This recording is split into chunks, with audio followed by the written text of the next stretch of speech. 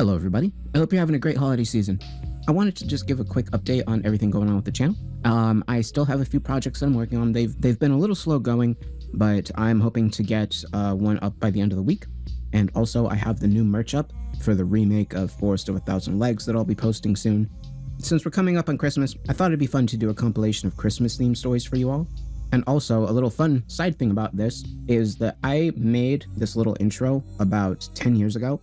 It's kind of like a little, it was called a Very Dark Somnium Christmas, and it was just this little 1 minute long intro I would use when I post around Christmas time. So I'm going to play that first, and then we'll get into the stories. But just before that, I would like to tell you about today's sponsor, ZocDoc. ZocDoc is a free app and website where you can search and compare high-quality in-network doctors and click to instantly book appointments. With more than 100,000 providers across every specialty from primary care to dental health. Personally, I've been looking to meet with a therapist because I personally have ADHD. I'm not sure if many of you know about that, but I decided recently to stop taking the medication for it for health reasons. And so I've been trying to meet with a therapist to figure out, ways of handling it without medication. And places like ZocDoc can really help you get in touch with people like that.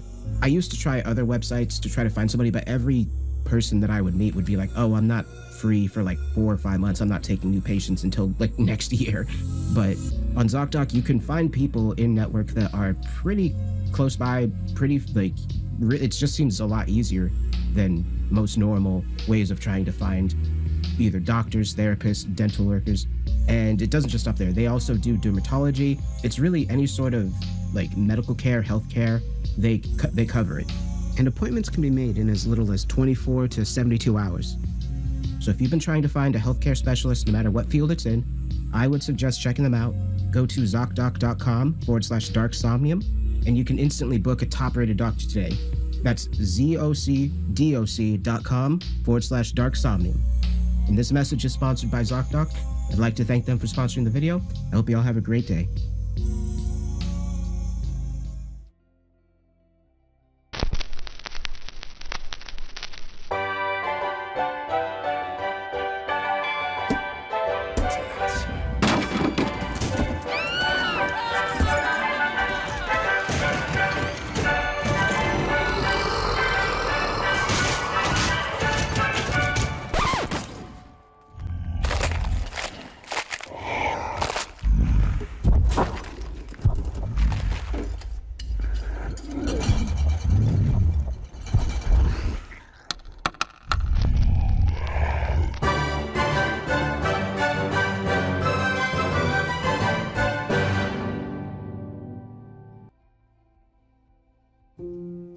I need to talk. I really need to talk.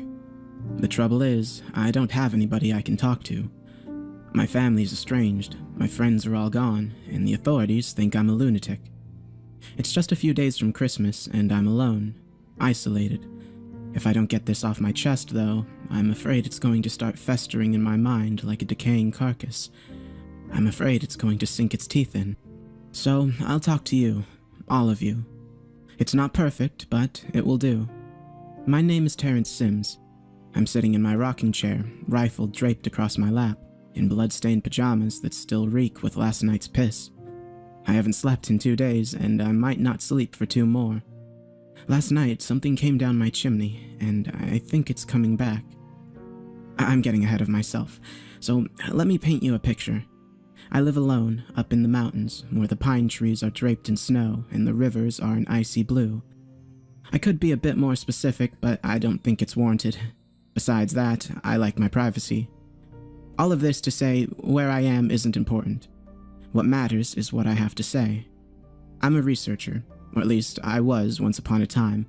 My funding has long been cut, and my job along with it, but I've stayed out here because I believe in the research my team was undertaking.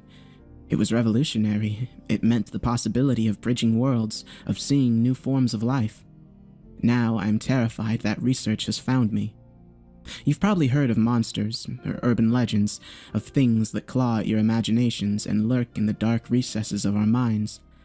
Perhaps you've even felt one.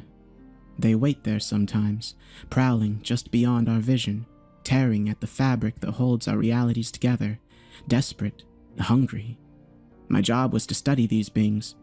I was tasked with developing an understanding of not only what they wanted from us, but how to gain access to their world, the place beyond the veil. Needless to say, I wasn't successful. The organization I worked for, the facility, poured millions into my ideas and wasn't forgiving of my failures. When my theories came up short, they cut ties with me. He cut ties with me. It's unfortunate, but it's business, Mr. Reed had said, feet on his desk, long hair pulled back in a ponytail.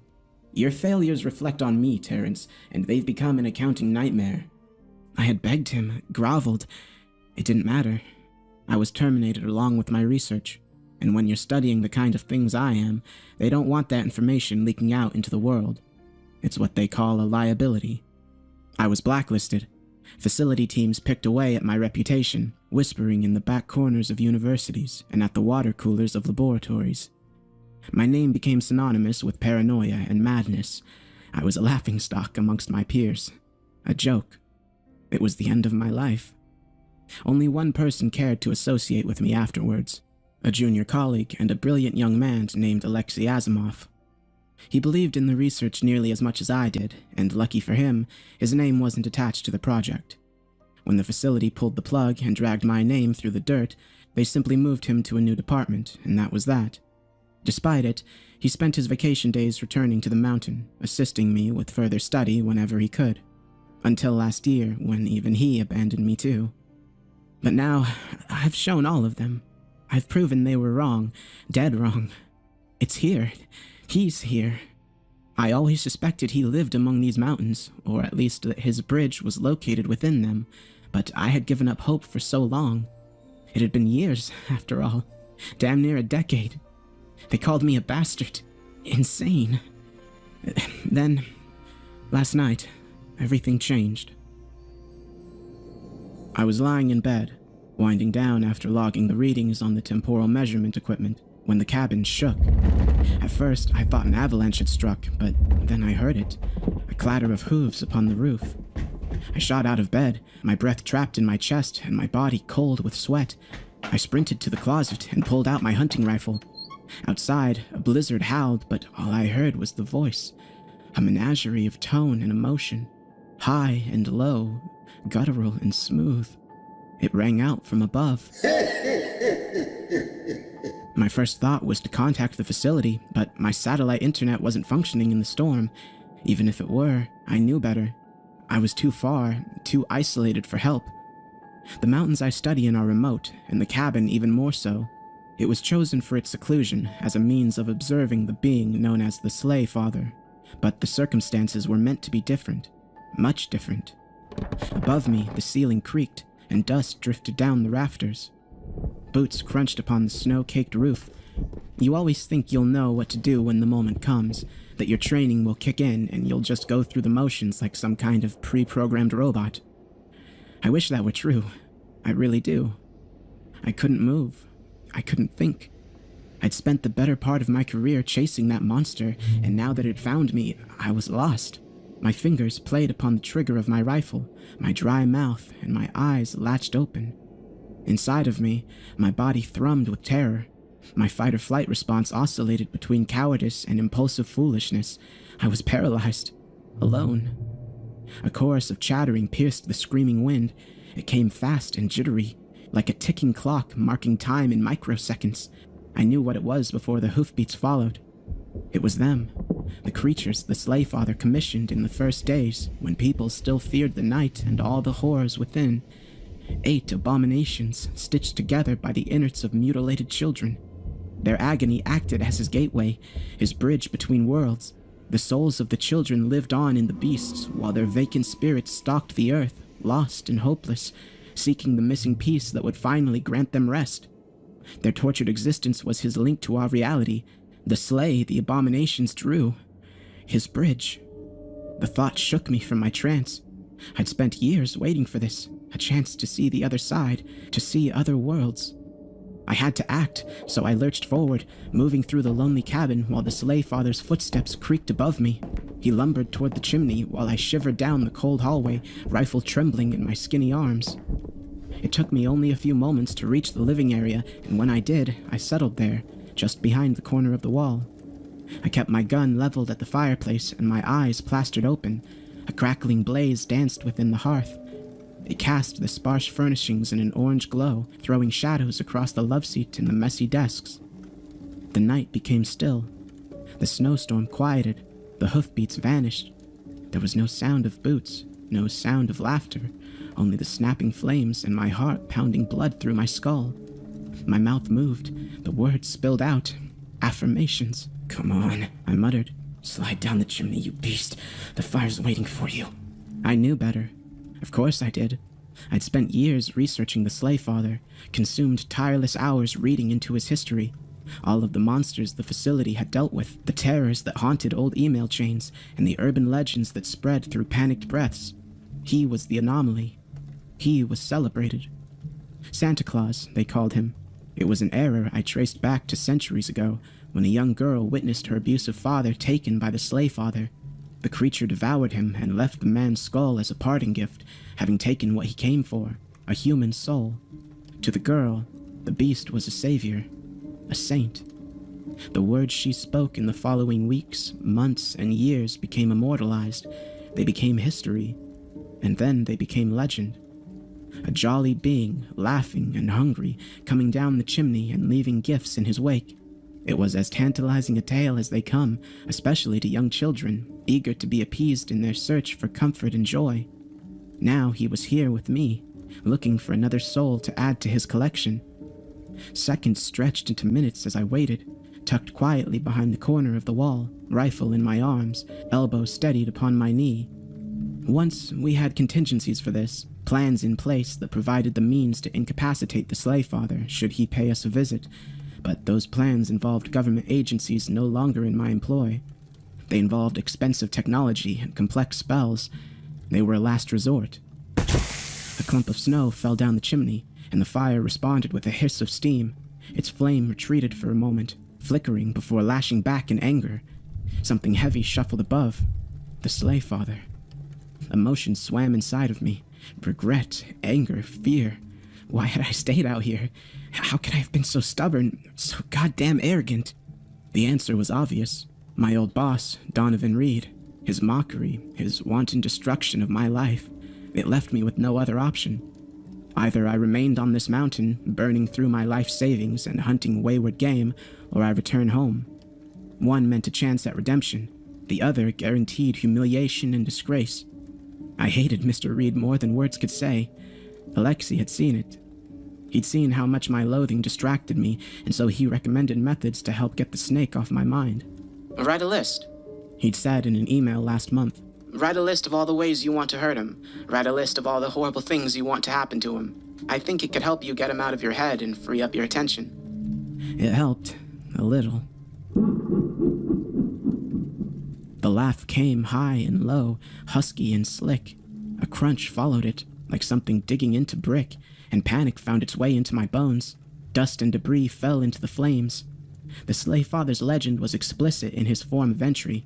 If possible, it was always the chimney. A grunt came down the flume, followed by more pebbles and stones. Then, the cabin shook. It was as if something heavy had jumped from the roof. And what comes up must come down. Pulverizing cacophony filled the night like cannon fire. Rubble tumbled into the blazing hearth while the bricks of the chimney bulged outwards, crumbling as something massive shot down it. I barely brought my rifle on aim before a figure crashed into the flames. Burning logs shattered with a thunderous crack, plunging the cabin into inky darkness. Wooden splinters ricocheted around the room like blazing shrapnel, their slivers slashing at my face and tracing my skin in searing agony. I swung back behind the protection of the hallway wall, rifle clutched to my chest. My thoughts raced. This couldn't be happening, I said to myself. It couldn't. I slammed my eyes shut, trying to get my out-of-control breathing back in line. I was hyperventilating, panicking. I had to calm down because if I didn't, I would start making impulsive decisions, and impulsive decisions were a good way to die. I opened my eyes. The fire was gone. I could barely see a thing.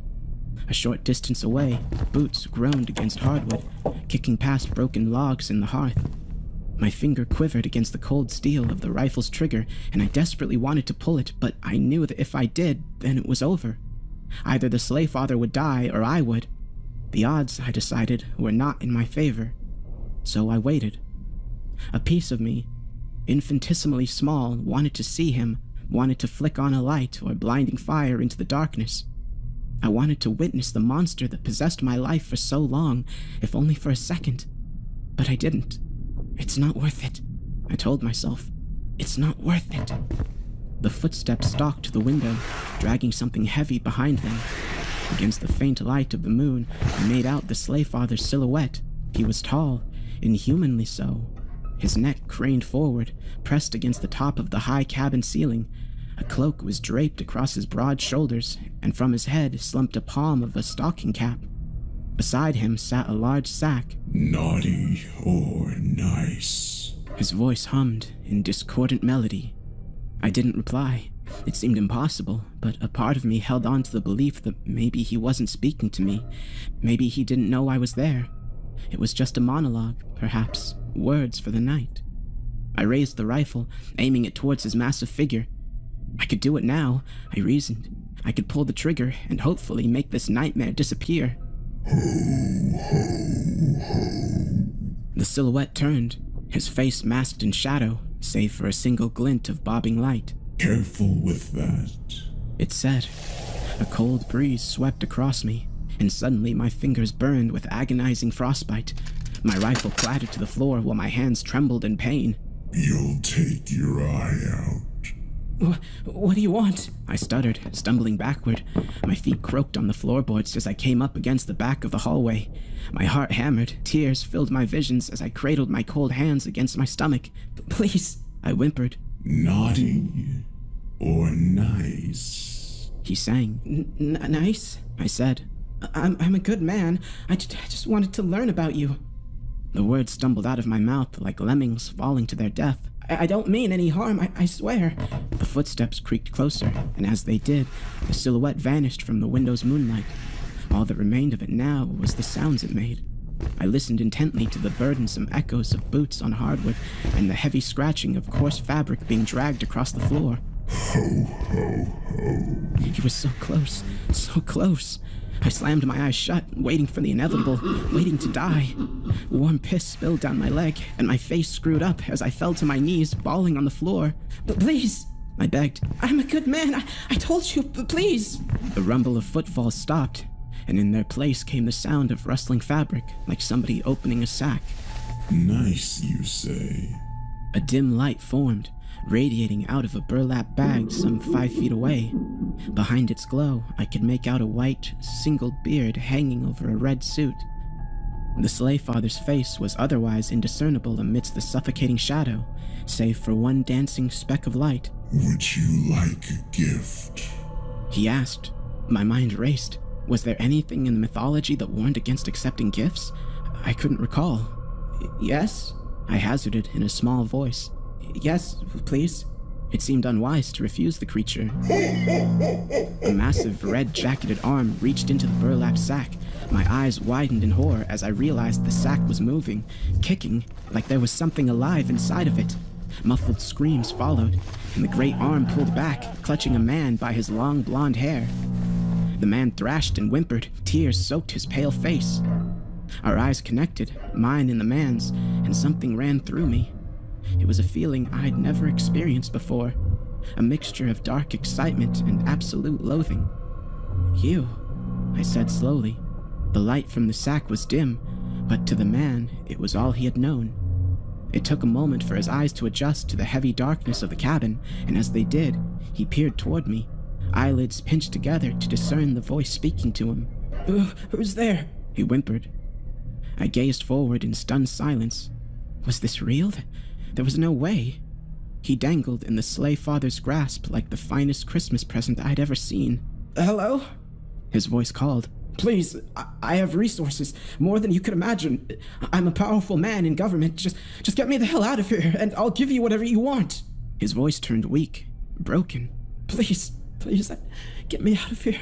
I have a family. I opened my mouth, but if words were there, I didn't speak them. No. It seemed wasteful at this moment to reply so thoughtlessly. This moment necessitated careful words and a measured tone. It required my best. Naughty The slave father hummed. So naughty. I found myself nodding along. Yes, the man was naughty. The worst. He was an abomination, fit for disposal. He doubted me, made a mockery of me, and torn apart the life I'd so carefully built. Donovan, I said, doing my best to keep my voice low. Donovan Reed, isn't it? The light was faint. So faint. In spite of it, though, I could see Mr. Reed had finally realized who I was. Whether because his eyes had adjusted or he recognized my voice, perhaps a combination of the two. His expression fell. That voice. You used to work for me, he choked out. Didn't you? I gazed at him, something horrible growing inside of me. It ate up all my fear, my regret, my rage, and it left only hunger in its wake. A desperate desire for retribution. I did. A pause. He sensed it there, in my reply. He sensed the disdain, the hatred. I'm so sorry, he said at length. You were right. You were right about everything. That's true, I said. And you were wrong. Yes, I was. He winced in agony as the slave father lifted him higher by his tangled hair, then gently nudged him with a giant clawed hand. Mr. Reed swung like a pendulum. You were right, he continued weeping. He's real. Of course he's real. Are you... Am I what? I interjected. My hands, still burning with frostbite, became an afterthought in my mind. The warm piss in my pants hardly registered to me. I was beginning to build the puzzle. I was beginning to understand what this was. Are you asking me if I'm going to help you? Silence. Of course I'll help you, I said. I'm not a monster. Why would I ruin your life all because you made a simple mistake? In the quiet of the cabin, Mr. Reed's shuddering tears struck the floorboard like gunshots. Thank you so much. He hardly sounded like the man I knew. If he weren't swinging in front of me with his obnoxiously long hair and his fitted suit, I'd almost have doubted my own ears. He sounded weak, cowardly. I'll ask the slave father to release you if you can do one thing for me. What is it? Anything. Your research is back on the table. Of course it is. You're brilliant. Look at you. You saw this before any of us. You knew it was out there and... What's my name? I'm sorry? His words, once thundering like a roller coaster, crumbled into a heap. Look, I'm not in a position to remember every employee's name. That was years ago. You need to be reasonable. I took a step forward, and the floorboards creaked. I understood what the situation was now. It was written in the subtext of the legend, the unspoken and unwritten words that undercut everything about the slave father. A singular concept, one still celebrated to this day. Holiday cheer. I reached out a hand, gripping Mr. Reed by his silky black tie. His swinging stopped, and I pulled at the accessory, making him choke and gag. Are you fucking... He sputtered. You crazy? His face had lost the fear, the concern, the false remorse. In its place was something much more familiar. Malice. I let him go, and he gasped as his breath returned to him. His eyes shifted to the being behind him, the instrument of his destruction. The slave father remained still, clouded by darkness, with only his massive arm and singed white beard illuminated by the dim light spilling from his bag. Naughty or nice? The monster repeated in that discordant voice masquerading as song. My eyes connected with Mr. Reed's, and an irresistible smile crept along my lips. To see him there, helplessly dangling by his hair and a slave to my whims, filled something inside of me I didn't realize I was missing. It filled a need for power, a need to be respected. Naughty, I said, surprising myself with the tone of authority. Donovan Reed is a terrible man. No! Mr. Reed screamed, even as the great red arm lifted him up to the rafters of the ceiling.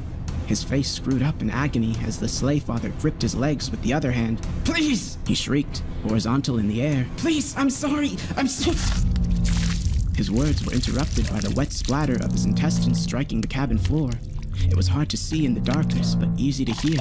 I listened as the slave father pulled Donovan Reed apart, one end from the other, his innards slapping against the ground like spoiled fruit. Why? Mr. Reed's last word died on his lips as the slave father slammed both pieces of him against the cabin floor, drenching me in an explosion of blood and bone. When it was finished, I sat in warm, wet silence. Donovan Reed's blood dripped from my mess of hair and soaked through my thermal pajamas.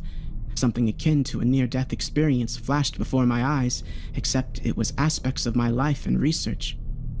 I always believed the slave father to have been little more than a simple reaper, a monster hungry for souls or other forms of mortal sustenance, piecing the veil once a year when its hunger grew too insatiable to ignore.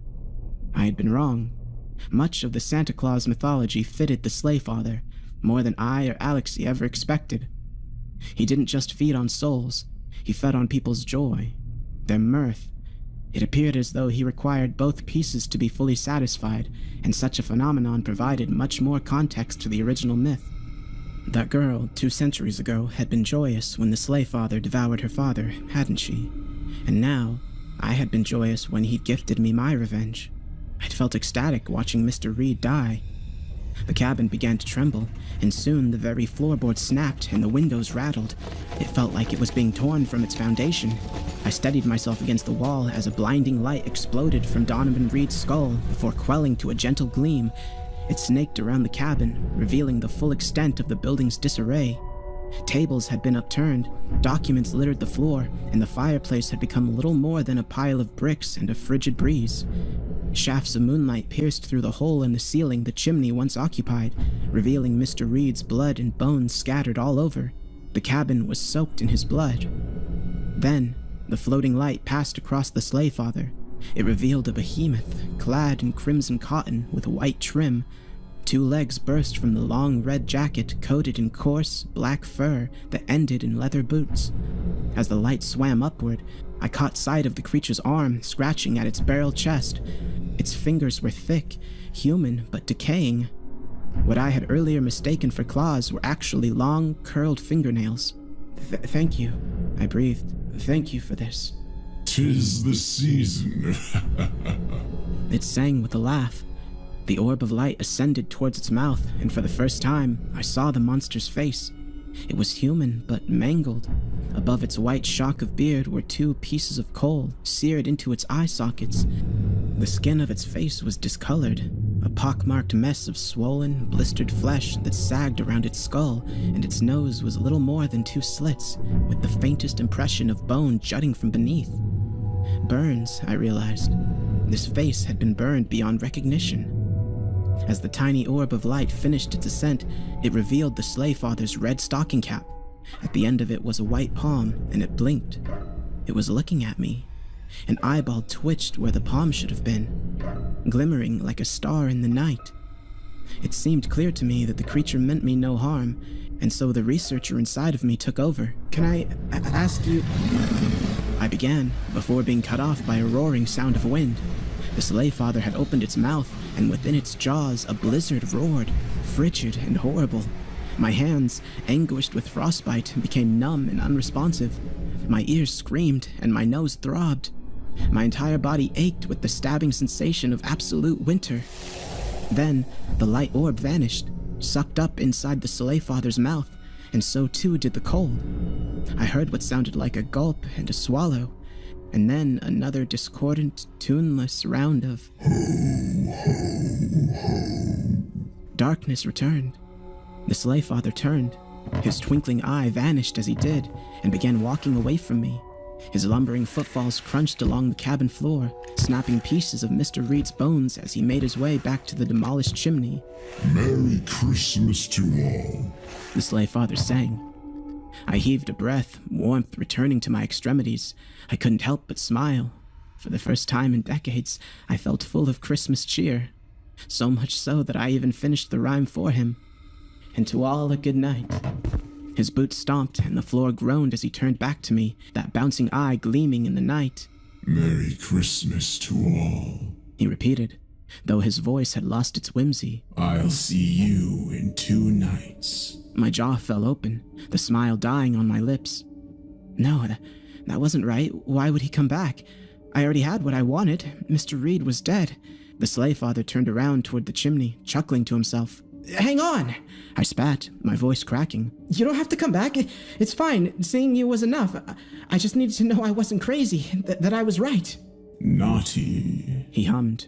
Or right. I blinked, not understanding. That wasn't the rhyme. Nice, I said. Not naughty. I'm nice. A good person abused and taken advantage of, just like that girl you saved, remember? His laughter echoed around the ruined cabin. Naughty and right. I'll see you in 2 nights. He stepped into the remains of the ruined chimney. The shafts of broken moonlight framed him through the broken ceiling. His beard upturned with a smile, and then he bent his great legs and leapt upwards with a grunt. A moment later, the ceiling trembled, and pieces of rafter crashed down around me. Above, I heard the Slave Father's chorus and his heavy boots crunching on snow. Then came the whip of reins and the rapid chatter of 8 abominations preparing to take flight. Their hooves pounded against the roof in anticipation. 2 more whip cracks and the cabin rafters whined as the sleigh began to move, slowly at first, before the monsters broke off into a rumbling gallop. Through the shattered ceiling, I caught sight of the godless creatures taking flight. They were monsters in the truest sense of the word, pieces of children chopped up and reassembled into beasts of burden. Some had 6 legs and 1 arm, others 3 heads and 4 feet upon 2 legs. As the last remnants of the Slave Father's laughter faded in the distance, I idly wondered if he purposefully designed the beast to be more hideous than himself.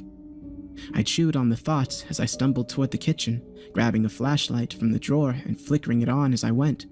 I used it to locate a blanket and a laptop, and then took a seat in the old rocking chair. With the blizzard gone, the night was uncharacteristically warm. Whether or not that was a consequence of the Slave Father's visit, I couldn't say, but I was thankful for it. It made thinking easier. I flipped the computer on, and my face was bathed in a blue glow. I noted the satellite connection was back online. Good. My fingers rocketed across the keyboard, sending out multiple emails to my contacts at the facility. "I've done it," I told them. "I've proven the existence of the Slave Father. Not only that," I added, "but he told me he was returning in 2 days' time.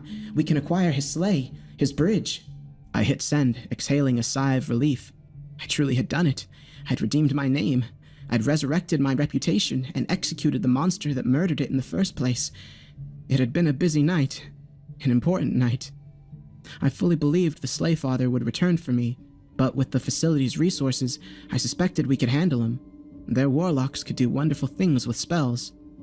My computer pinged with the first email alert, a reply from the facility's hiring manager. I figured, why wait? I had a job to return to. The sooner I got paid for my work again, the better. Good evening, Dr. Sims. It read, Your work for the facility has been greatly appreciated. Unfortunately, we have located another talent that has proven more reliable. Your contract will not be reinstated. I stared at the screen in confusion. What? Had they even read my email? I just told them I located the damn Slave Father. I had just explained how I found the bridge between worlds. Cursing, I began typing my response. 2 more email alerts pinged in the corner of my screen, distracting me. No matter, I thought to myself. The hiring manager can wait. I clicked on the first new email. It was from an old colleague of mine, Anna Ling, a former team member from the Slave Father Research Project, and one with high-level security access. "I'm so sorry," it read. "Take care, Terry." Sorry? Did she think I was insane? I clenched my fist, my frustration mounting at the thick-headedness of these idiots. I was sitting on possibly the most significant discovery in the history of mankind, and they were brushing me off like a common madman. Bitterly, I clicked on the 3rd email. It was from the Director of Research and Development, Mr. Reed's boss. Good to hear from you, Terrence. First off, I'd like to say we're recommending you for the Medal of Merit. Your work has been incredible and, dare I say, worthy of certain additional awards down the line. Can you say Nobel Prize? I paused, a smile forming on my lips. This was more like it. I always found the Director of R&D to be shrewd and clever. It was little wonder they saw the potential in this opportunity as soon as I presented it. I continued reading. Of course, public awards are off the table until the bridge has been put under proper use. We'll have to deal with upcoming conflicts first, before spilling the beans on this new technology. But trust me, once we can, your name is going in the hat. I'll personally be recommending you. I imagine you're probably a little upset. It's a terrifying prospect, what's to come, but... I blinked, shaking my head in confusion. Terrifying. That's an odd way to describe a Nobel Prize. No matter. I continued reading. Unfortunately, it was the only option we saw available. Dr. Asimov has been a huge help in getting all of this set up, and we're genuinely thankful for your cooperation in this matter. What's losing another 30 years of life when you'll be immortalized in history, eh? Dr. Asimov? Alexei Asimov? What the hell? That couldn't be right.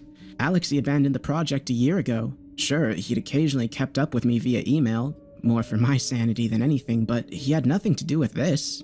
His mental exercise of listing my intrusive thoughts helped clear my mind some, but that didn't warrant such accolades. I did this. Me. Furious, I clicked reply. Before I could finish the first word of my response, my computer pinged with another email. It was the last contact I'd messaged. Alexei. Terrence, I hope you're well. In fact, I suspect you're feeling quite good, if not a little confused. I know how much the Slave Father project meant to you. To be frank, your obsession with it has concerned me. It isn't healthy. It's damaging. Before I go any further, I'd like to assure you that the facility will be arriving at the mountain later this evening. They'll be monitoring you from a safe distance, and when the Slave Father returns in 2 nights' time, they'll attempt to apprehend his bridge. I let loose a sigh of relief. Good. I knew I could count on Alexei. Even if he was trying to steal some credit for this. I cracked an exasperated smile and kept reading. It was probably a misunderstanding. Earlier this year, I discovered some lore I thought might help both of us, you and I. You see, old friend, I have come to realize that the Slave Father shares more in common with the Santa Claus myth than either of us recognized.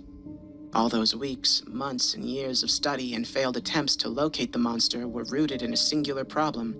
We were too focused on the science. The Slave Father is a being that transcends science, of course, an anomaly, a myth. So it was to that mythology I returned. Within it, I found the means to quell some of your suffering and offer you an opportunity to have a Merry Christmas before you pass from this world. My fingers ached. I realized I was clutching the sides of the laptop hard enough that the plastic shell began to crack. I reread his words. Before I pass from this world. What kind of phrasing is that? Trust me, Terrence, it will be better for you this way. Easier. I know you're probably wondering what I'm talking about, so let me provide you with some background details. I discovered that lists have the power to summon the Slave Father. They act as a sort of ritual or an offering to it. When one creates a list, the creature will sometimes deign them with their request, providing they want it desperately enough. It is our emotional energy that calls to the Slave Father. It feeds upon our joy and our sorrow, our wishes and fears. Your list to Donovan Reed was drenched in emotion. I suspected that if my theory was correct, given your relative proximity to the Slave Father's bridge and your hatred of Mr. Reed, you could provoke an encounter with the being. I'm happy to hear I was correct in that regard. My eyes scanned his words, and my teeth dug into my lip. That son of a bitch. That absolute piece of shit. I made to get up and grab a new piece of paper, one I could use to write Alexei's name on it. I'd listed 1,000 times, with 1,000 different ways I wanted him dead, but the email wasn't finished. Of course, there's more to the Santa Claus mythology than simple lists. There are consequences. One such consequence is when somebody requests something selfish or sufficiently deplorable. It is the naughty or nice paradigm, and we see it reflected heavily in the mythology. It's what I was counting on tonight. Your desire for Mr. Reed's death was selfish and frankly monstrous. You'll excuse my dry sense of humor, but it really was a naughty sort of thing. I'm genuinely sad to know Mr. Reed passed with such brutality, but I'm happy to know it will pave the way to ending the coming war and saving billions of lives. When the Slave Father returns to claim your deplorable soul, please know that it was never something I wanted. If you could have lived, I would have preferred that. Same too with Mr. Reed. Unfortunately, we're running out of time, and sacrifices must be made. The Eldritch horrors are knocking on our front door, Terrence. You know that. You know I had no choice. Just know that you and Mr. Reed will be remembered for what you gave. Carpe diem, old friend. P.S. If at all possible, please draw the Slave Father as far from his bridge as you can. Our team will have an easier time retrieving the sleigh that way. Happy holidays, Alexei. I closed the laptop. I didn't even bother writing a reply. What was there left to say? Screw you, asshole? No, it wasn't worth the energy. I doubted he even cared to read it. He already got everything he wanted, after all. He had me right where he wanted me, and now he would get all the credit. That son of a bitch. I stewed in my rage for a long time, long enough that birds chirped overhead, and the golden light of dawn seeped in through the cabin window. Eventually, I decided what would happen next. You would. All of you. See, the Slave Father might be coming for me tonight, and it might be true that I don't have a way out of here. The facility is too powerful, too all-reaching, but not even they can stop the wildfire of public outrage. So, here it is. My testament. the true account of the final days of my life and the research that led to them. I'm not asking to be deified. I'm not even asking for a street in my name. I just want people to know the real story of what happened out here on this snowy mountain. You'll forgive me for not trusting the facility to represent my contributions to this project properly. They've already spoiled my name once. Who's to say they won't keep dragging it through the dirt after I'm dead? Words are cheap, and I know better than to trust emails from suits, so I'm begging you to spread this far and wide. Tell my story the way it truly happened, warts and all. I'm not a perfect person, but I'm not a madman either. The slave father came to me. I witnessed him. Not Alexei, me. Tonight, when the creature returns, I won't even run from my death. I'll lead the bastard away, just like that snake asked. It'll be my final contribution to my life's research. A contribution I hope might lead to a better world someday. If they manage to steal the sleigh, then it'll be a colossal boon in the war to come. If they don't, well, just be careful what you wish for this Christmas. Some gifts aren't worth the price.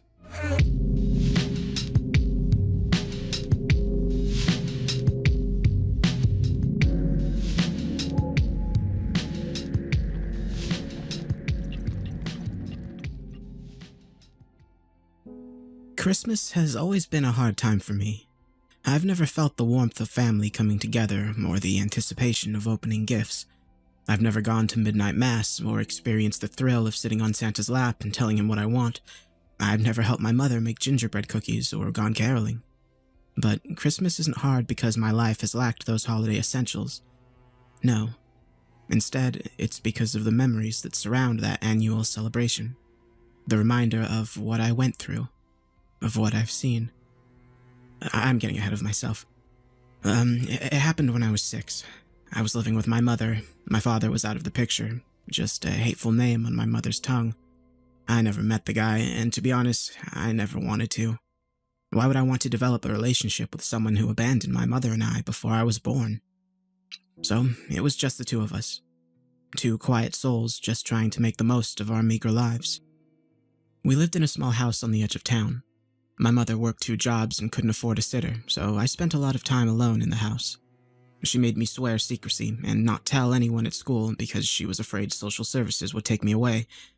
Looking back, they probably would have if they found out. But they never did, and I spent a lot of time in a world of make-believe. I had to. We didn't have a television or even a radio, so if I wanted to escape somewhere, it had to be in my head. I didn't mind because I didn't know any better. I spun worlds and characters, imaginary friends, and silly things that little boys fantasize about. I'd come home from school and make myself some cheese and crackers, the kind of cheese you'd squirt from a can, and launch into my world of make-believe.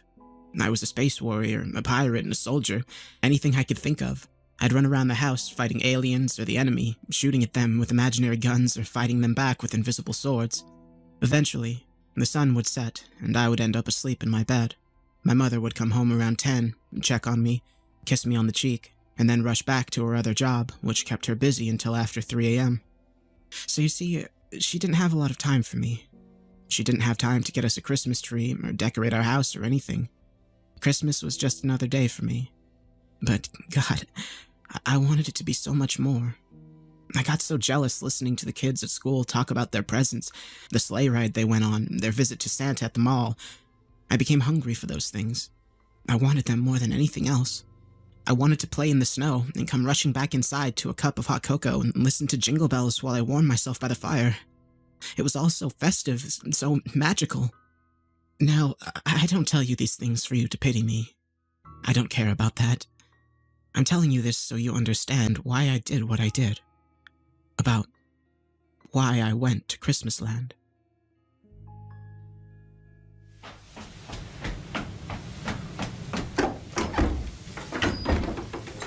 I stirred in my bed and listened to my mom shut the front door behind her.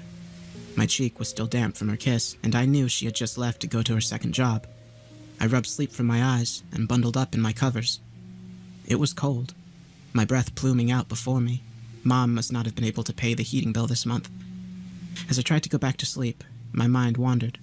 It was only a couple of days until Christmas, and I dreaded listening to everyone at school gloat about their presents and all the cool stuff they got. Buried under my blankets, I started to drift. The house was silent and dark. My bedroom door opened to reveal the barren living room. Hey kid. The voice shattered the serenity like a hammer on glass, and my eyes shot open. My heart began to race in my chest as I tried to determine if I had imagined the voice or not. Mom had just left. I was supposed to be alone. Psst. Hey kid, come over here. I sat up, breathing fast. I hadn't imagined at that time. It was a male voice, low and deep but inviting. It had come from the living room. It's okay. I just want to talk to you for a second. Swallowing hard, I slid off my bed and tiptoed to my door. I peeked around the corner, trying to see through the black. Had Mom brought a friend over and left him here? I thought about turning on the light, but for some reason, the thought scared me. What if I didn't want to see whoever was out there? What if it wasn't one of Mom's friends? Over here, by the fireplace. I squinted toward the ashy, empty space against the wall. I didn't see anyone. I was a mess of trembling nerves as I crept towards where the voice had come from, keeping my head on a swivel. I stopped in front of the fireplace, scratching my head. That's better. I'm up here. I jumped, taking a step back as the voice echoed from the chimney. As I settled myself, my mind began to spin. Who was up there, and how had they gotten there? The only person I knew who came down chimneys was Santa. Fear subsiding, I knelt down and cocked my head up under the fireplace to look up the chimney. Dangling from the darkness was a long, charred hand. It hung motionless like a dead pendulum. Long fingers hung like silent chimes, the skin as dark as soot. The hand was attached to an incredibly thin wrist that disappeared into the black. Hey, kid. The hand said from no visible orifice. I just stared at it, mouth dropping open.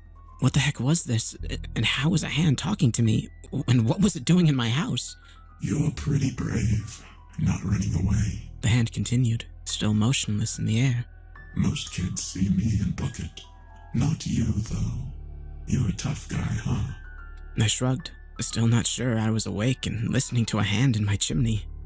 Well, let me cut to the chase. I heard you like Christmas. Is that true? I told the hand it was. Still unmoving, the hand continued.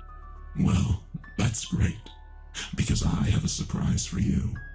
If you want, I can take you to a magical place called Christmasland.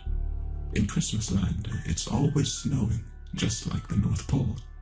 Not only that, there are also hundreds of dazzling Christmas trees like you've never seen, and Christmas lights all throughout the sky. Oh, they're beautiful. Christmasland is full of little boys and girls just like you. Doesn't that sound wonderful? Don't you want to see it? I shifted in my empty living room, curiosity pushing aside fear. That did sound good. That sounded like exactly what I wanted. As strange as the offer was, as bizarre the circumstance I found myself in, I felt pulled to comply. It was a nagging in my head, a whisper behind the voice I heard. I bit my lip and thought about my mom.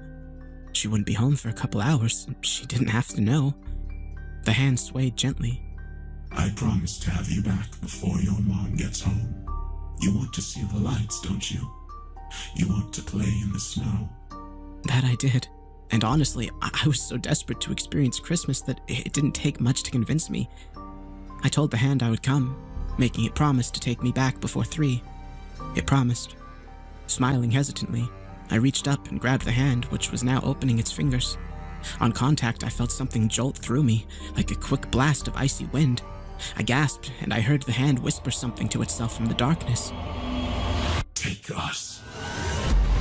Before I could respond, the hand gripped mine, and I was lifted off my feet in a rush. Darkness blasted around me, and I squinted, my eyes watering. I could smell ash invade my nostrils, the chimney squeezing in tight around my shoulders. The hand never let go, and we kept soaring up and up and up. Up far too long. We should have reached the end of the chimney by now. And then I audibly gasped as light exploded across my vision, and heat rushed in to wrap itself around me. I blinked, wind tearing my eyes, and I realized I was falling. I was falling, and the hand was nowhere to be seen. I started to scream, realizing I was falling towards the earth from high up, impossibly high up, and everything was wrong, all wrong. I expected to see my house, my neighborhood, a dark landscape below me, but what I fell towards was nothing like that. I fell towards charred earth and dusty mountains. I fell towards pits of fire and empty wasteland. I fell towards a mass of something wriggling and screaming. As terror poured from my mouth, hair slapping across my face, I saw that I was falling towards a massive net dangling over the earth, filled with screaming children. When I registered what it was, I only had a second to cover my head before I smacked into them. My breath was crushed from my lungs, and I felt bones break under me as I made contact with the other kids. I felt my shoulders scream with pain, and I wriggled on top of the pile as hands reached for me, tried to get me off them. Faces stared up at me, terrified, tear-streaked faces. Confusion and horror crashed together in my young mind like two trains on the same track. I didn't know where I was, what was happening, or what I had just fallen into. I kicked at the hands grabbing me, frantic to be free from their touch. There were hundreds of kids below me, most of them crushed and dead from the weight of those above. I rolled over and pressed my face against the mesh, looking below us. Blood dripped from the bottom of the net, and I could hear the slow grind of breaking bones in the air.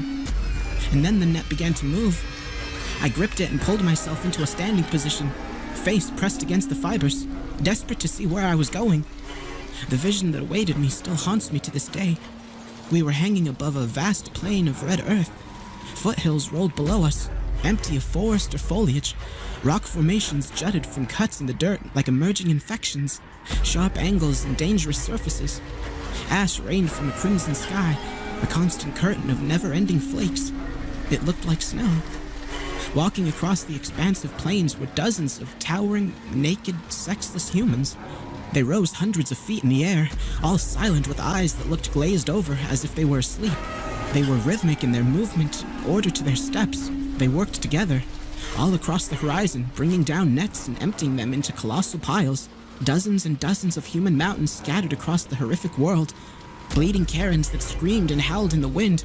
I watched in devastated horror as the children were emptied from the nets and tumbled down the piles, still fighting to get away. Even as they did, one of the enormous humans would come forward and kick them back, killing them in the process. When the piles were high enough, an enormous blazing rock was set at the top to begin a slow burn down the mountain of flesh. In a sick way, it reminded me of a star atop a Christmas tree, the orange and red stone lighting the pile with disturbing colors.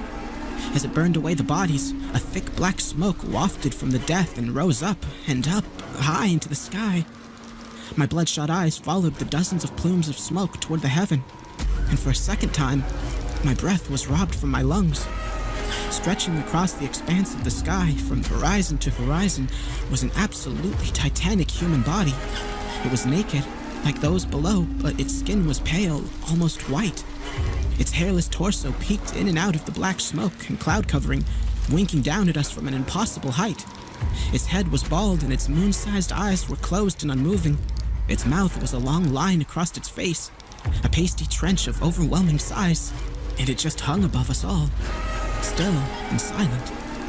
Peeking across the colossal body was the broken remains of a destroyed galaxy. Half-alight planets and stars hung miserably across the vermilion heavens, entire worlds cracked and crumbling through the solar system like blazing comets. And that's when I noticed something. I noticed the motionless body in the sky was absorbing all the smoke and death through its nostrils, like black holes sucking in all matter. And the more it breathed in, the more it began to take on color. They were trying to wake this thing back up, revive it from whatever state it had fallen into. Before I could even digest all this, our net dropped and I was falling once again. I heard my voice join the others, screaming, howling. We were being emptied into a new pile of children. I hit the squirming mass with a thud and felt myself slide and somersault down it. Hands clawed at me as I tumbled, rolling further down, until finally I was at the base of the flesh mountain. The ground shook as one of the massless, sexless humans approached carrying a blazing boulder. Me and the other children began to run, hauling away from the pile as fast as we could. I didn't know where, but in the distance I saw spires. I headed toward them. The giant holding the boulder kicked at us, and two of my companions were destroyed instantly. Tears pouring from my face, I ran and ran and ran. I could hear roaring behind me, a great bellow of fury at my escape. I didn't stop, didn't care that I couldn't breathe, didn't notice the burning in my throat as I inhaled ash and soot. The ground shook, and fire blazed, and hell was all around me.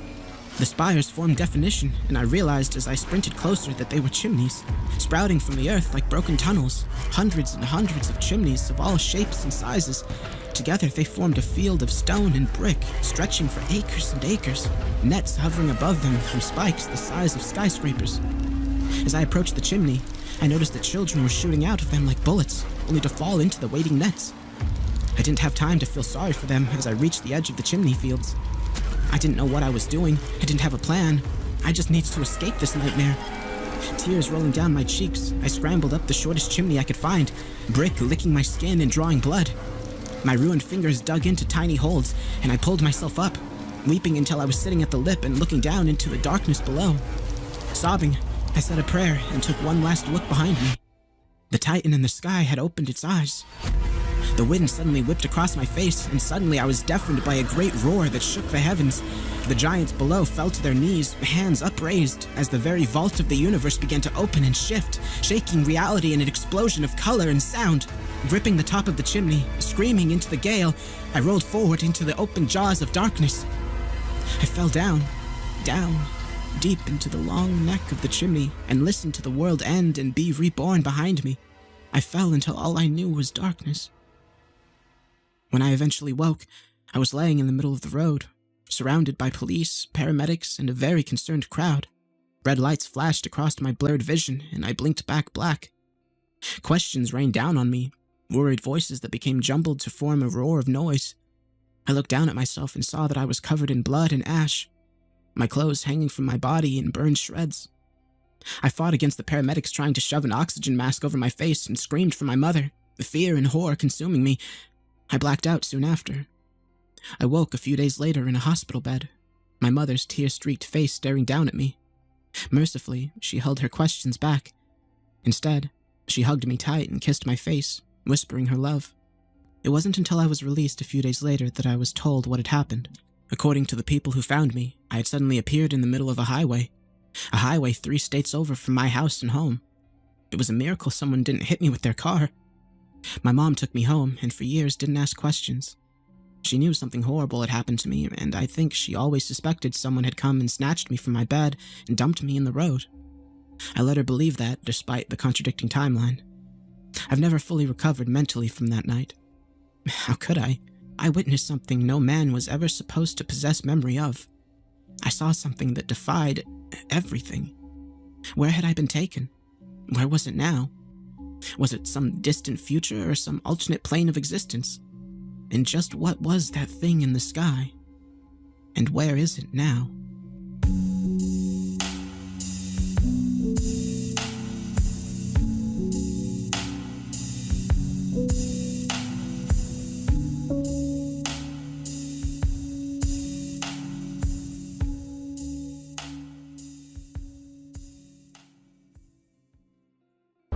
I can't stand to be back here.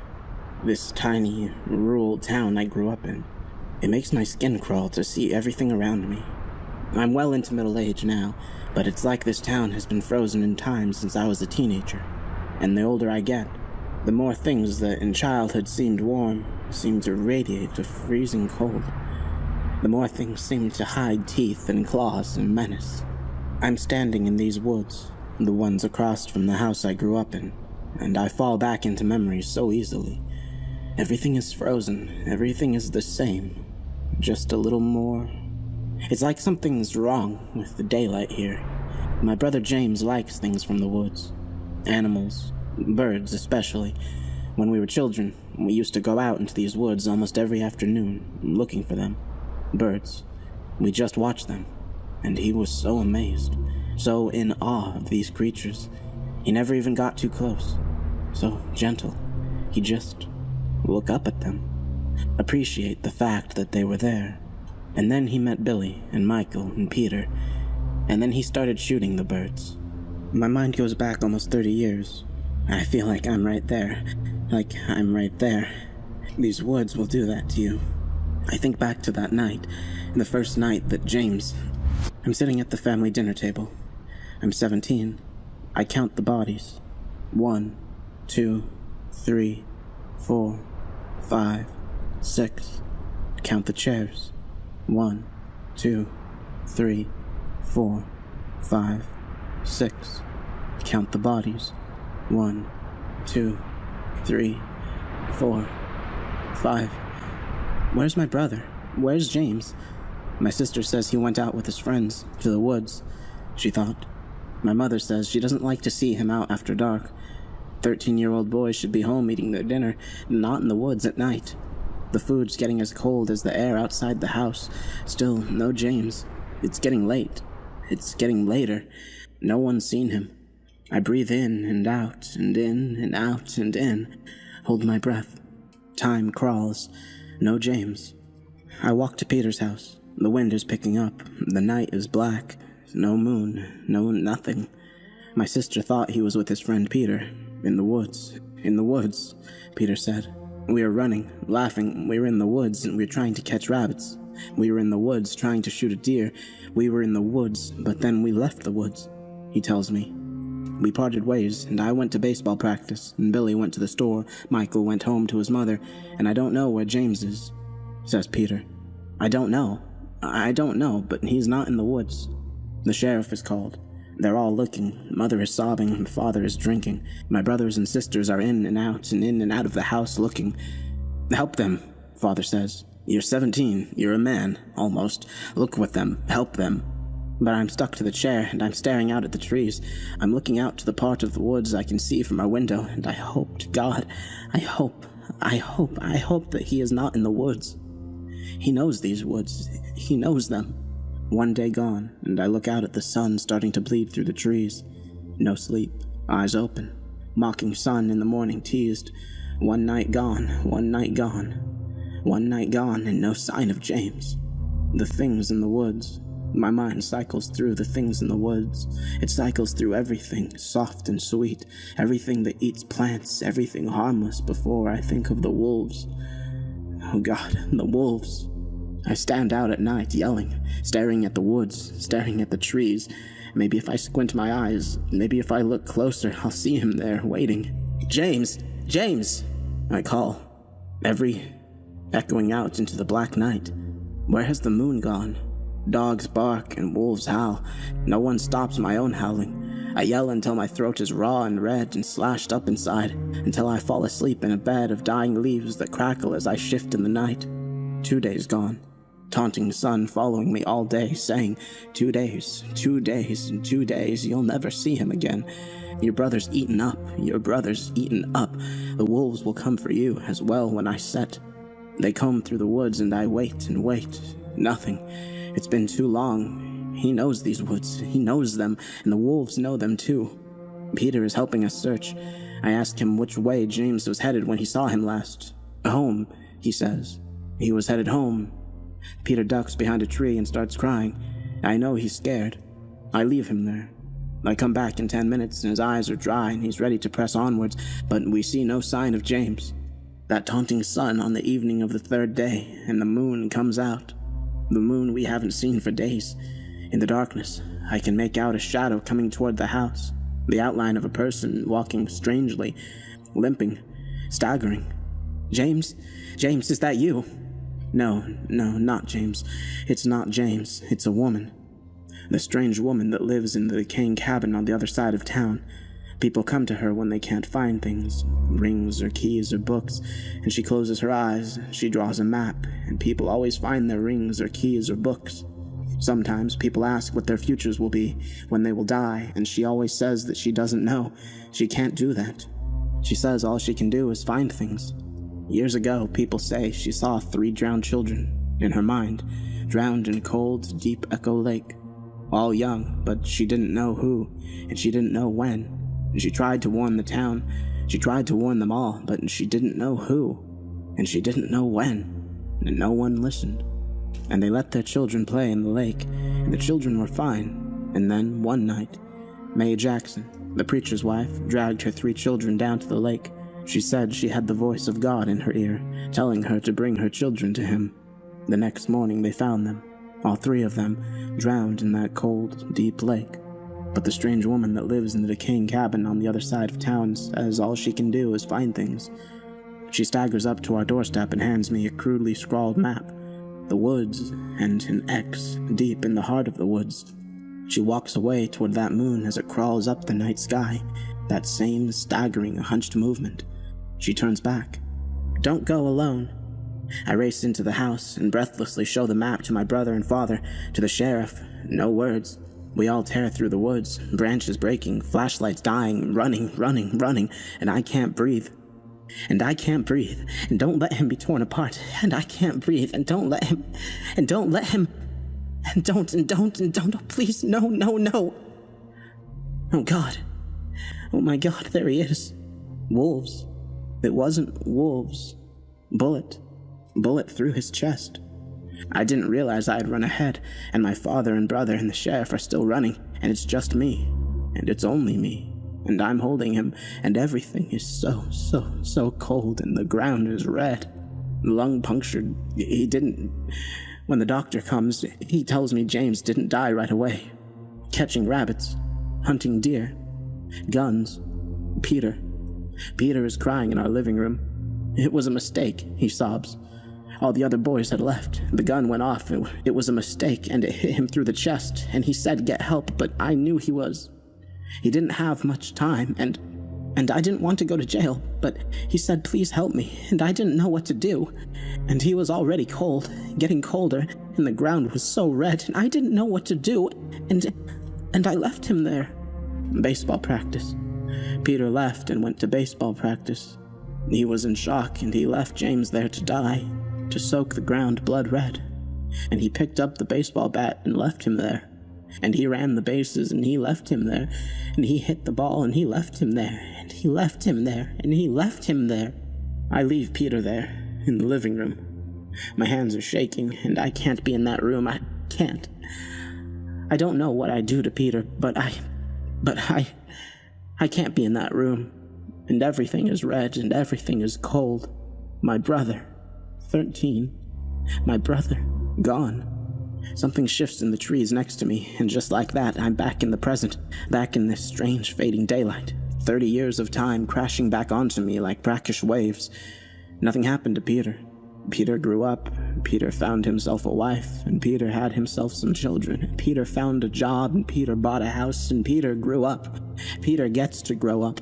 James doesn't. I get to grow up. I find myself a wife, I have myself some children, I find a job, I find a house, I grow up. I grow up, and James is in the ground. I move away. I can't stand to be near those woods. I grow up, and I stop believing in people that can find things they've never seen by closing their eyes and drawing a map. But I think about that woman, and I think about James, and I think about Peter, and it brings me back here. Back to these woods, back to this place, as the strange daylight dies through the trees. Wolves got him, I thought. Wolves got James. Before I knew about what Peter had done, I thought wolves got him. I wasn't entirely wrong.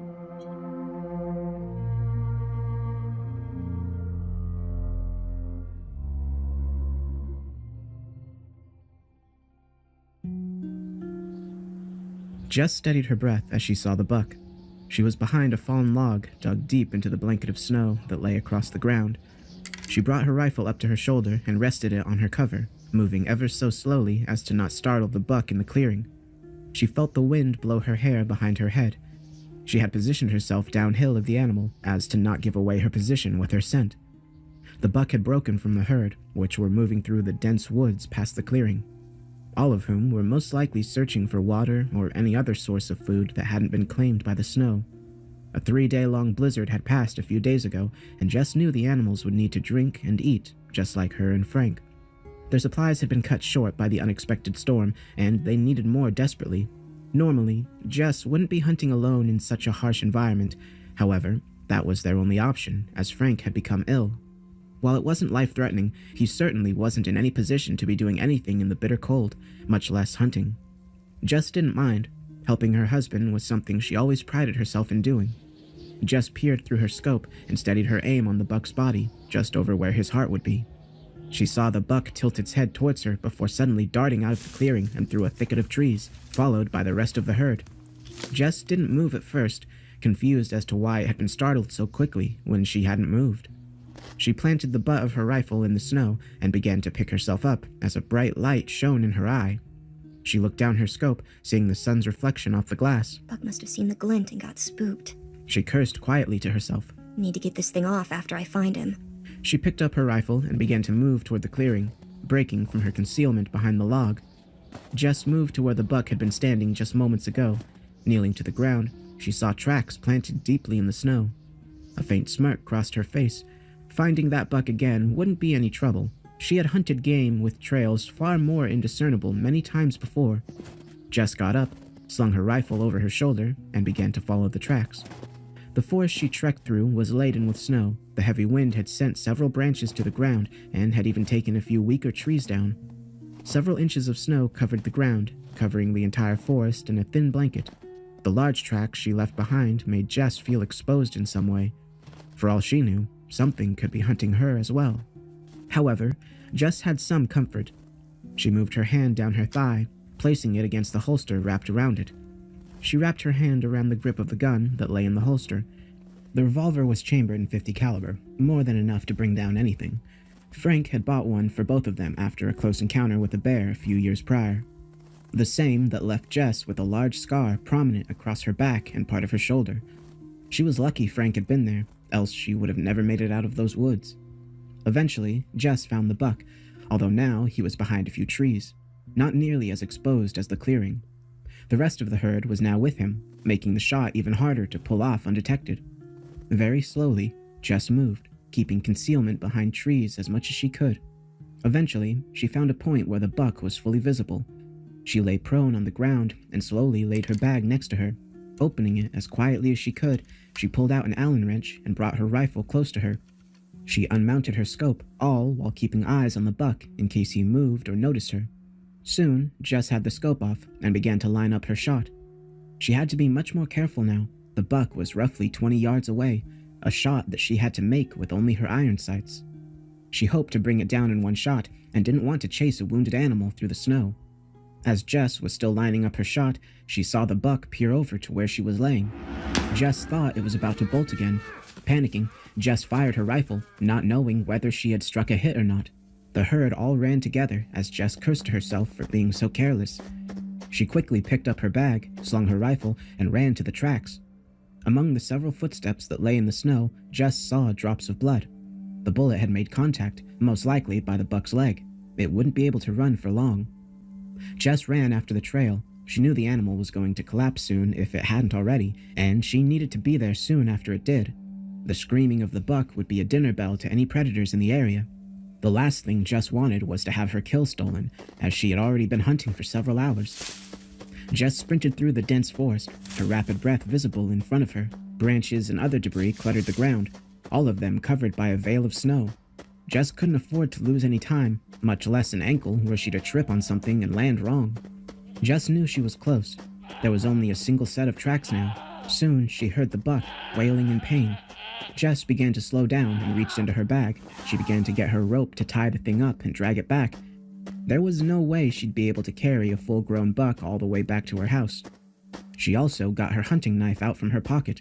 After all, the animal would have to be dead before it could be moved, and a quick mercy kill was the best Jess could offer. Jess broke through part of the forest and into another clearing. She stopped, looking down at the tracks, following them with her gaze. Eventually, it landed on the buck, laying on its side toward the edge of the clearing. It was kicking its legs, yelling, though it had become quieter now. Jess moved toward the animal, readying her knife. The buck saw her as she got close. It began to kick its legs harder, trying in vain to get up and run. Jess knelt in front of it, and, with a saddened sigh, plunged her knife into its neck. The buck screamed one last time before going limp. Jess always hated this. She never liked making an animal suffer more than it had to. The only condolence she could give the animal was a faint Sorry. before removing her knife. Jess got her rope from her bag and began to tie the carcass. There was no other way to move it beside to drag it. Eventually, she wrapped it tight and tied the rope to her bag to act as a harness. She got herself situated and began to walk back home. Jess knew these woods well. She and Frank had hunted in them for many years, and she knew how to get back home from anywhere. Even if she were to get turned around, she could always just follow her own footprints, as there hadn't been any more snowfall since she left. Jess hiked back through the woods, dragging the large buck along with her. Her legs ached due to the strain caused by the weight of the animal along with the snow that crippled parts of her movement. However, she ignored the pain and kept moving, focusing on the thought of her own survival and, more importantly, that of Frank. Jess made it back to the clearing where she saw the first buck. She looked back at her own tracks, as well as those of the animals she had now carried with her. However, something seemed off. By the clearing, she noticed an extra trail, one that she didn't believe had been there when she had chased after the buck. She took off her bag and went towards the trail. She arrived and inspected the tracks. They appeared to be that of a deer. However, they were larger, maybe twice the size of normal tracks. They trailed off to where the herd ran. However, the distance between the prints indicated that the animal had been moving slowly, calmly, nothing like the prints of a frightened animal. Jess didn't know what to think. In all her years of hunting, she had never seen prints that large on something that seemed to be a deer. She didn't believe Frank had either. She immediately wanted to go after the tracks, to find whatever creature had left them. However, she still had the buck, one that she needed to get back home before something else claimed it, whether it be an animal or decomposition. Jess couldn't let the kill go to waste. She decided she'd head back home, maybe ask Frank about the prints, see if he'd ever seen anything like them. If they were that of a large deer, the amount of meat on the animal could keep them fed for up to a month should they ration it properly.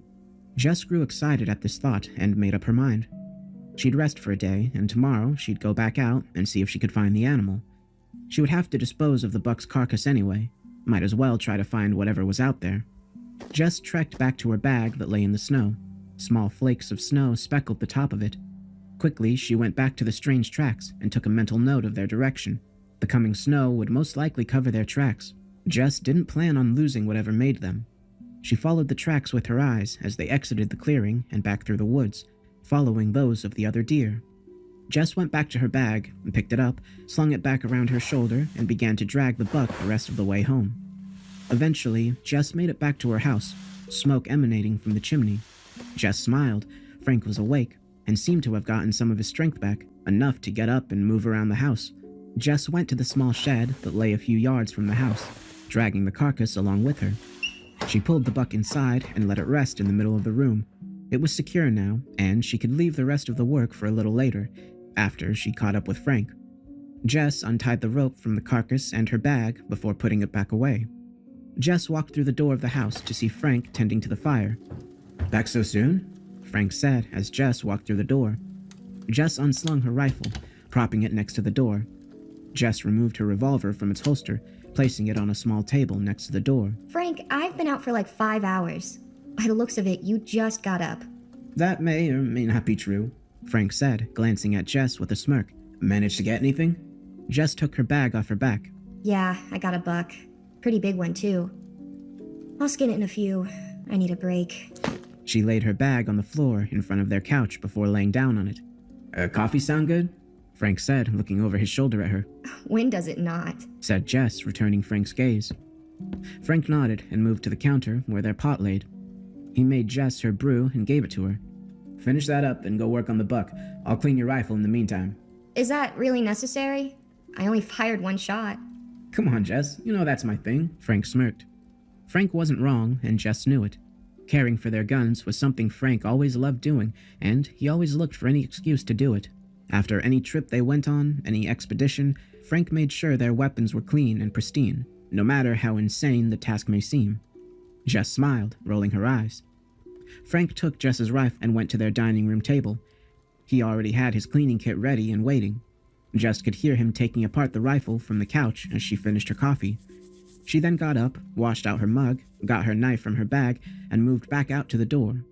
Jess made it to the shed, the buck still laying in the center. She then got to work on it. Skinning the buck was the easy part. Getting the right meat off of it and making sure there wasn't any bones was much more difficult. The task only took Jess about an hour and a half. Once she had finished, Jess got up and inspected the carcass, somewhat pleased with herself for doing it in such a short amount of time. She placed the last of the usable meat in a cooler that lay in the shed before taking it and rolling it back towards the house. She managed to get the door open, dragging the cooler along with her through the snow and through the entrance. She rolled the cooler to a freezer that lay a bit deeper in the house, just past the kitchen, and put the cooler inside of it. Her and Frank couldn't afford to let a kill go to waste in their state. Jess walked back to the living room, seeing both her rifle and revolver now shining brighter than ever. Jess looked at Frank laying on the couch, who had resigned himself to a book. I didn't even take my revolver out of its holster until I got back. Did you really have to clean it? Jess said, shooting a questioning gaze at Frank. "I told you I like cleaning them. Plus, you were taking too long with the buck," Frank replied, a hint of laughter in his voice. Well, I could have done it faster if I had some help. Jess said jokingly to Frank. "Oh, but how would my sick body be of any use in that cold? Why, I would just surely die." Frank held his hand over his forehead theatrically. Jess stared at him, shaking her head and smiling. "Now, you haven't told me the story yet," Frank said, lowering his gaze back to Jess. What story? What story? "How you got the buck." Jess retold the series of events that had taken place, beginning at where she had found the herd all the way up to when she killed it. However, she then got to the part of the story about the large tracks in the snow. Jess told Frank about the tracks, wondering if he'd seen anything similar before. A puzzled look crossed Frank's face. "No, I don't think I have. You said they were twice the size of normal tracks?" Yeah, or something like that. I was planning on going back out tomorrow to see if I could follow them. I need to bring the carcass out anyway. Frank tilted his head towards the window, snowflakes fluttering just outside. "That's gonna be difficult. Snow's already coming back in." I know where the tracks were leading to. Hopefully I'll be able to find them if they pick up again. "Well, whatever you say. Anyways, are you planning to kill the thing if you find it?" That's the plan, yes. If that thing really is as big as the tracks made it appear, the meat on it would last us a really long time. "I don't know, Jess. It could be risky. If that thing sees you and decides to attack, you could get hurt pretty bad." Jess grinned at Frank. Hey, it'll be alright. After all, you just cleaned my last resort. She pointed over her shoulder to the revolver on the table. I'll be fine, Frank. No need to worry. Frank returned Jess's grin. "If you say so, but if it seems like it's too dangerous, I want you to head back here, alright?" Of course. I'm not looking for both of us to be out of commission here either. The rest of the day passed by quickly, mostly filled with Jess preparing her bag with more supplies, repacking her magazines, and bringing along one extra just in case. Frank cooked up some of the fresh kill for dinner before both of them went to bed. Jess planned on getting up early the next day. The time on the clock read 6:20 as Jess stirred in bed. She got up and put on her clothes, seeing small amounts of snow still falling. She left the bedroom, got her bag, rifle, and revolver ready before turning back to the bedroom. Frank was still asleep. Jess wrote a small note saying that she had gone out and that she'd be back once she found the thing, or if it got dark. She put it on the bedside table next to Frank, kissed him on the cheek, and then left for the door. Moving out to the shed, Jess noticed that there was less snow on the ground, only about 2 to 3 inches now. Jess was happy at the sight. Less snow would make dragging her kill a lot easier. She once again tied the carcass to her bag, then began to trek back out into the woods. The animal was a lot lighter now that most of the meat and bone had been taken out. Jess walked about half a mile away from the house, a good distance to leave the animal for the rest of the forest to claim. Jess dragged the carcass to a group of trees and laid it in front of them. She removed the rope from her carcass and her bag, putting it back away.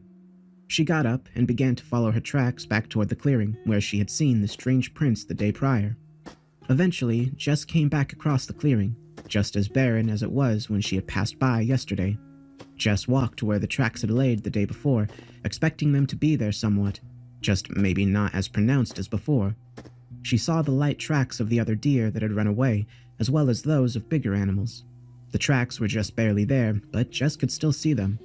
She felt more than confident enough in her abilities. She'd be able to find the thing in no time. Jess got back up and followed the tracks on the same route that she had taken yesterday. The loss of some of the snow allowed for her to see more of the ground and the obstacles that lay beneath. This was good. If Jess had to chase the animal like yesterday, she'd be at much less risk of falling, making it much easier. Eventually, Jess made it to the clearing where she had killed the buck the day before. The trail of now dried blood that the buck had left was still pronounced against the pristine snow. However, Jess noticed something else. The tracks of the larger animal were no longer following those of the other deer. Rather, they had turned and were now following her tracks. Jess didn't know what to think. It was strange enough that what seemed to be a deer was following tracks. It was even stranger that it had chosen to follow hers rather than that of the other deer. This also made Jess realize something else, that the thing had most likely been near her when she found its tracks. It may have even followed her back to her house. Following her trail back to the previous clearing proved this theory. Jess could see the thing's trail following hers back home. However, Jess realized a possible way she could use this to her advantage. If it had followed her before, there may be a chance it would do it again. If the thing were already starting to track her, it would soon be at this clearing, not giving Jess much time to get ready. She quickly ran back to where she had finished the buck and posted up against a log facing the opening of the woods she had gone through. All she had to do now was wait. Time seemed to drag on. The next half hour felt like days to Jess, but she never moved from her position. She was dead set on killing this thing. Eventually, Jess saw movement in the tree line. She held her rifle against the log in the ground, steadying her breath just as she had the day before. She watched as an animal moved through the trees into the clearing. Jess was correct in her previous assumption. The deer was at least twice as big as normal. Aside from its size, it appeared to be normal. Even the antlers on its head had a normal number of points, although they were much larger. The animal stopped as it entered the clearing, almost as if it knew something was there. Jess stayed perfectly still, not daring to move even to line up a shot yet, not while it was this alert. The animal moved its head from edge to edge of the clearing. Jess saw its gaze pass her and look off to her right. Jess knew that this was the best chance she had. Quickly, she lined up her sight over the animal's neck. Its gaze slowly turned back to look at Jess. She felt the animal's eyes focus on her, and without hesitation, she fired. The animal's yells could be heard even over the sound of the shot. Jess immediately knew she had scored a hit right on target. Jess saw the animal turn and flee from the clearing. Without a second thought, she gave chase. She was confused at this point, but determined. It seemed impossible that the animal would have survived that shot. The bullet had most likely gone through the thing's torso, hitting several vital organs along the way. It seemed impossible for it to be moving. However, Jess didn't care about the logistics right now. All she knew was that it was running, and she wasn't planning on losing it. Jess followed the thing at a decent pace. The fresh trail was plainly obvious. She knew, once again, the animal wouldn't be able to make it far after the hit she had scored. There was no point in tiring herself out now. She would need all the energy she could muster to be able to drag the massive animal back home.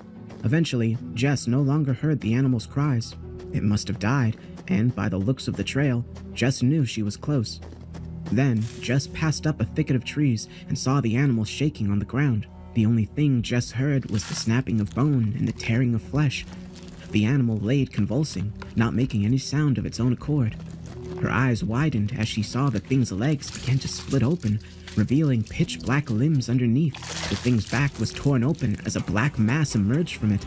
Its head exploded as two large antlers replaced the ones already there. Jess stared in a frozen horror as she watched a massive creature come out of the deer's body. It stood on two legs. It must have been 10 feet tall, if not even taller, as it was hunched over.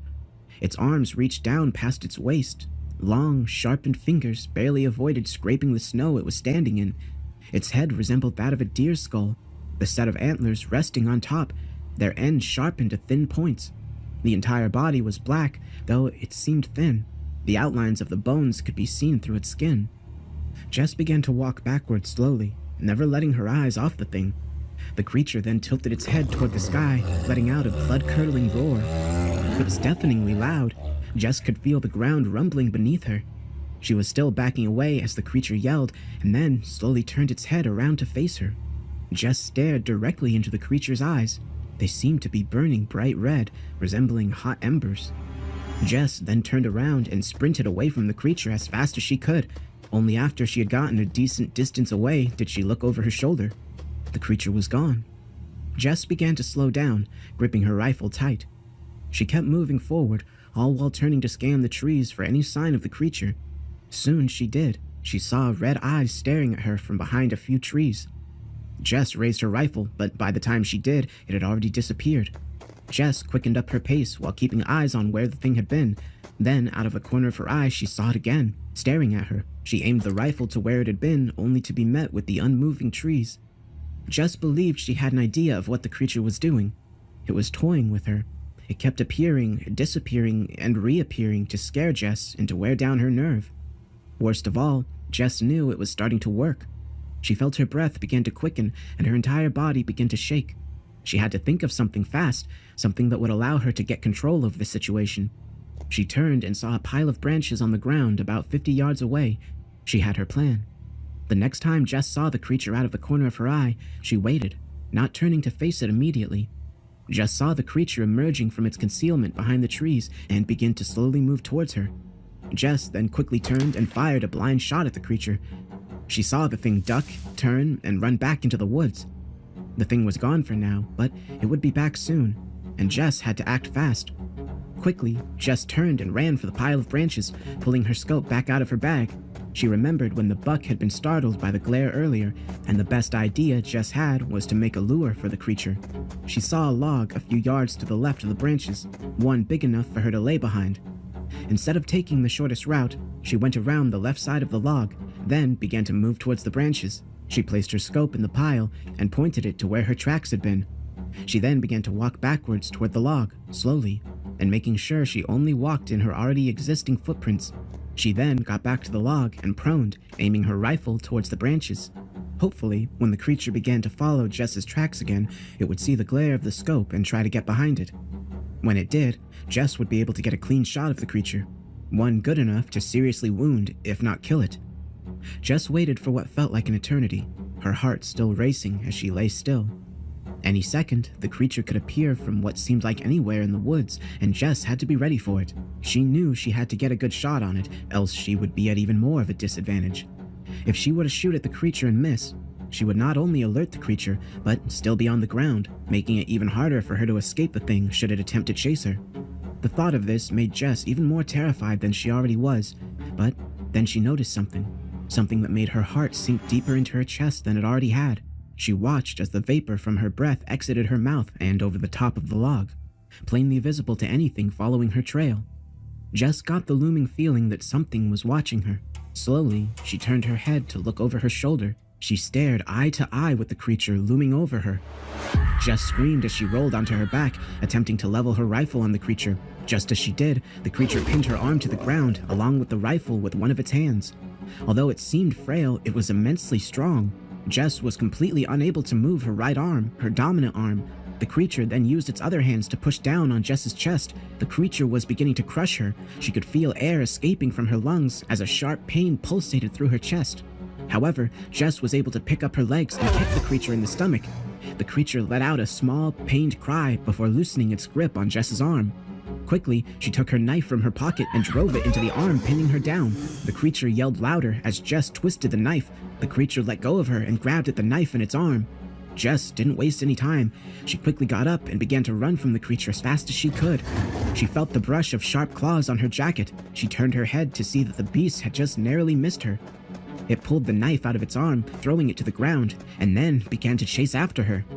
She knew the creature was mad and it was done toying with her. There was no chance she'd be able to outrun it for long, and she couldn't get the distance to hide from it. The only thing Jess could think was to try to shoot it. She turned and fired her rifle at the beast, hoping to hit it in the leg. However, the shot completely missed, and the beast hadn't slowed down.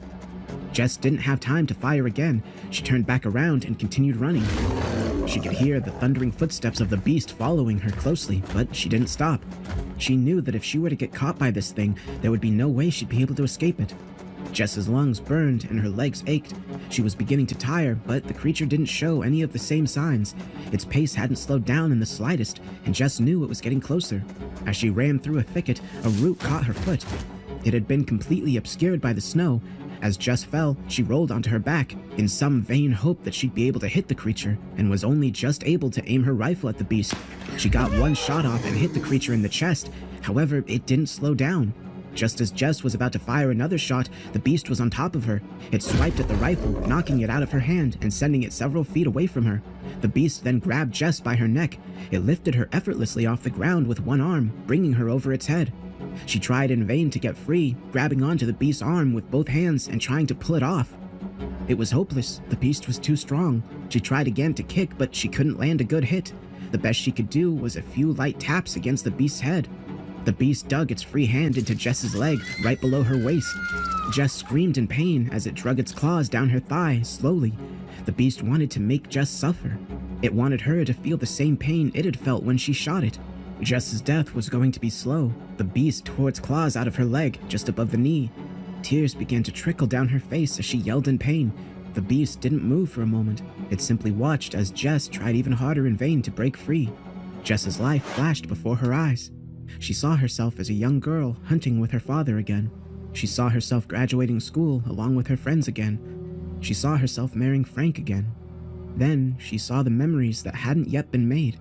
She saw her daughter looking up at her from a crib, her son learning how to walk.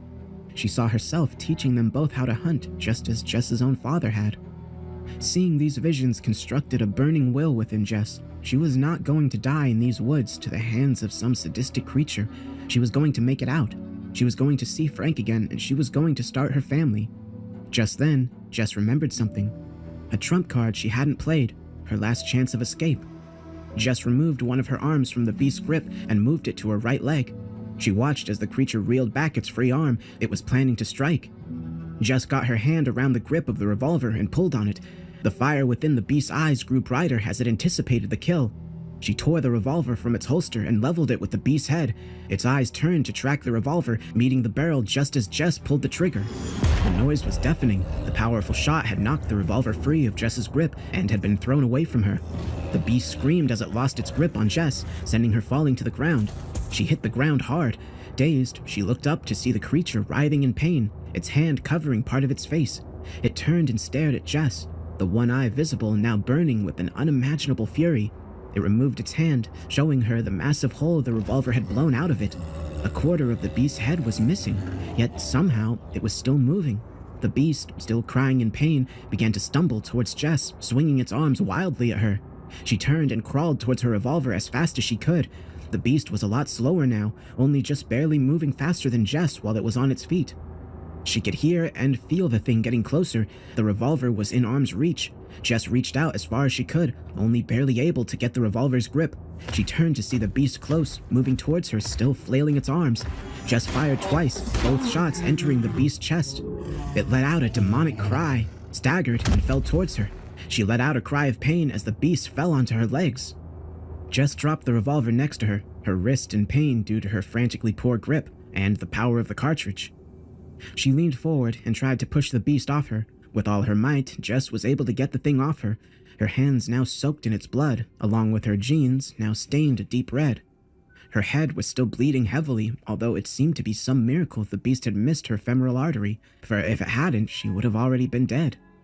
However, she would bleed out if she didn't stop it. Jess had forgotten to pack a trauma kit in her rush to get to the creature, so she had to improvise.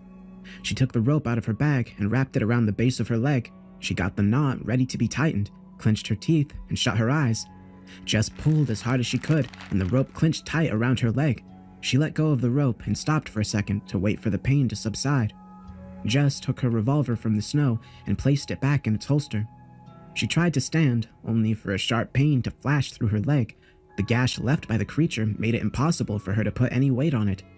Jess saw her rifle laying a few feet away from her. She crawled over to it and took hold of it. She removed the magazine and cleared the chamber. She would have to use the rifle as a makeshift crutch, and she wasn't planning on accidentally shooting herself after surviving this hell. She planted the butt of the rifle in the snow and pushed down as hard as she could, barely managing to lift herself off the ground. The pain in Jess's leg was immense, but she knew she had to get moving, else she would soon die in these woods. Jess limped her way back through the forest. Even in her damaged state, she knew the way back to the house. The makeshift tourniquet on her leg allowed Jess some relief. It had slowed the bleeding, but hadn't stopped it completely.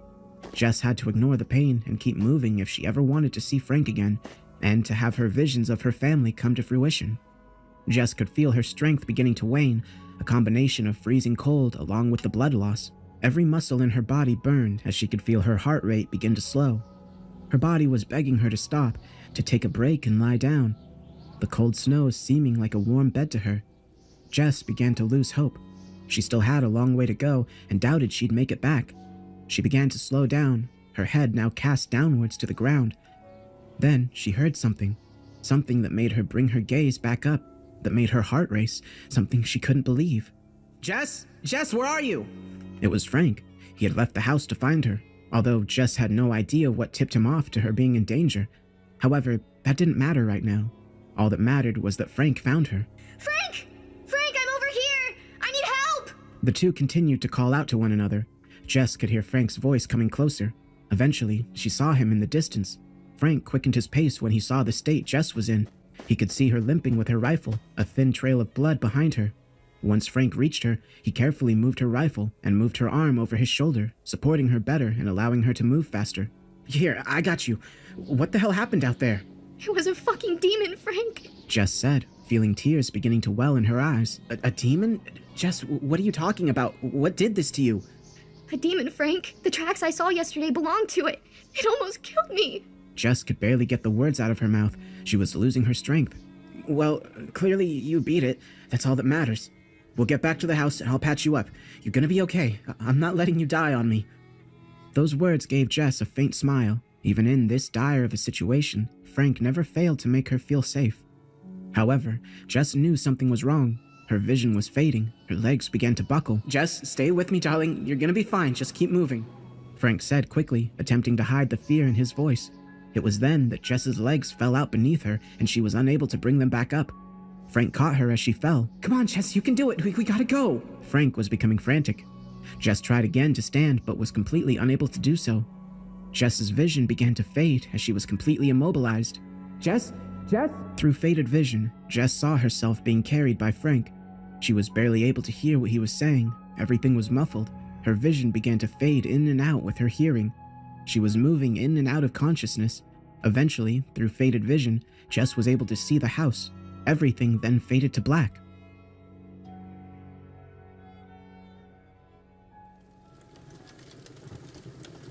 Jess awoke back in her house, or so it seemed.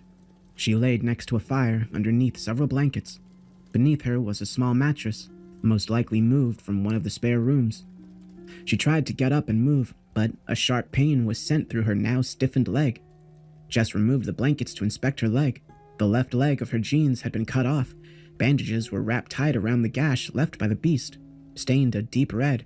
A proper tourniquet wrapped tight just above it. Jess could see that the bleeding had stopped.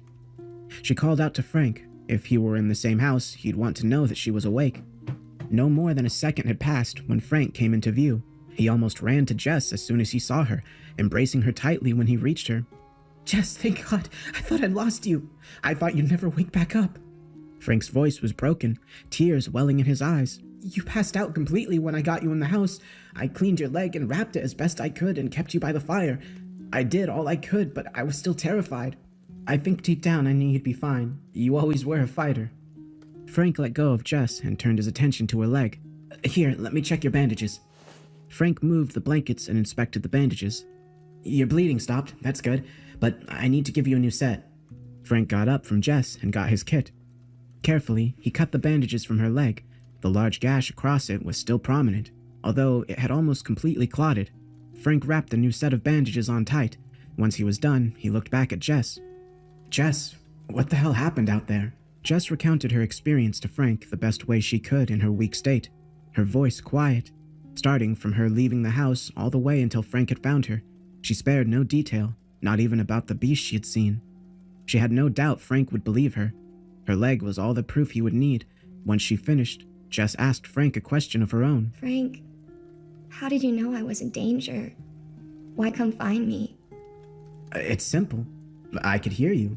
More specifically, your rifle. I know you're a good shot, and the only reason you would have to shoot that much is if you were in danger, especially after I heard you fire that. Frank pointed his thumb toward the dining room. Jess looked and saw her revolver laying on the table. So, naturally, I came to find you, and thank God I found you when I did. Jess smiled. Yeah, I had a feeling you'd come. Her smile then fell, a saddened frown taking hold. She turned her head away towards the fire. I'm sorry, Frank. Jess's voice had become quiet, subdued. I could have gotten myself killed. I should have prepared more, been more careful. I shouldn't have messed with... Frank quickly interrupted. Jess, stop. Jess's head quickly turned back toward Frank, his face far more serious than she had ever seen it. It's not your fault you got hurt. You couldn't have known what that thing was, and it's only natural for a hunter to chase an unknown trail. You think I wouldn't have done the same thing? Frank let out a small chuckle. Whenever you told me about the tracks, I was jealous I wouldn't be able to come with you. I just didn't tell you. I couldn't steal your excitement. Well, I at least could have waited for you to feel better. I should have known it would be dangerous. Jess stammered over her words. Frank quickly replied. Every hunt is dangerous, Jess. Like I said, you couldn't have known this would happen. Who in their right mind would expect to get attacked by some shape-shifting demon? Once again, if the roles were reversed, I would have gone after it too. Frank kept his smile at Jess. And if you're still worried about how you could have died, that doesn't matter. You didn't die, and you even managed to kill the thing. He kissed Jess on the forehead. You're strong, Jess. Don't ever forget that. Now, let me help you to bed. It's probably a lot more comfortable than the floor. Frank let down a hand. Jess took it and pulled herself up. Once again, Frank supported her and helped her walk to the bed. The next several weeks blurred themselves together in Jess's mind. She was unable to get up from the bed for the first two and had to rely on Frank to help her with everything. He brought her food, water, coffee, or anything else she needed. Luckily, with crutches, she just barely managed to get to the bathroom on her own. Every time she got up, she had to convince Frank that she could make it on her own so long as she had the crutches, much to Frank's chagrin. Jess knew Frank was only trying to help, but she never liked having to rely on other people, even her husband. Luckily, a few days after Jess was attacked, Frank had gotten better and was able to hunt. He only needed to once, as the buck Jess had killed provided them with more than enough food for a few weeks. It was only at the beginning of the third week that she was able to walk. They needed more food, and Jess, although she could walk with a limp, was in no shape to be hunting. Frank would have to go on his own. Jess began to grow concerned as she saw Frank loading his rifle and prepping his bag. Frank looked over at Jess on the couch. He could see her eyes were wider than normal. She was tensely looking out the window, shaking. He had to calm her down somehow. "Jess, I'll be okay. After all, you killed it, right?" Frank knelt next to Jess, laying his hand on her shoulder. The thoughts of such a recent event coursed through her mind, a never-ending barrage of images. Not only of what she had seen, but also of what could happen to Frank. How do we know that for sure, Frank? What if it survived? What if there's more of them? Jess looked at Frank, a look of concern painted across her face. "Listen, we've been hunting in these woods for years, and neither of us have ever seen anything like that. There must have been only one of them, not only because we've never seen it with our eyes, but we've never seen anything like the trails you saw either," Frank said calmly, never moving his hand or breaking eye contact with Jess. These words put Jess to some ease. Frank was right. It most likely was only a single occurrence. Not only had Jess never seen something like that before, she'd also never heard of anyone telling a similar story. She had heard other legends of creatures, but nothing like what she had seen. You have a point. Jess paused for a second. Yeah, you're right. That thing is gone. Jess didn't know whether she believed what she said or was just trying to convince herself that Frank wasn't in danger. Just be careful, hon. I'd hate it if something happened to you. "I will, Jess, I promise." Frank kissed her and got up, took his rifle and his bag, then walked out the door. She watched through the window as Frank moved out into the snow-laden woods, her fear somewhat relaxed, but still ever present. The only thing Jess could do was wait. It would be best if she found something to distract herself from her thoughts. Jess's eyes panned to the bookcase sitting in the living room, hoping for something to catch her eye. She got up and took a book. She wasn't looking for anything specific, just something captivating enough to kill the time. She went back to the couch and laid down. She began to read. Time quickly slipped away from Jess. She had become captivated with the stories told by the pages. Before she knew it, over an hour and a half had gone by. However, Jess was immediately pulled to reality by a loud thud on the back door. Her heart began to race. Her mind immediately went to the beast. Slowly, and as calmly as she could manage, she put down her book and got up from the couch. She went into the bedroom and got her rifle from the cabinet. Keeping her rifle towards the door, she moved to it. Her breathing was heavy and her heart pounding in her throat. She came to the door and opened it slowly. She screamed when she saw him.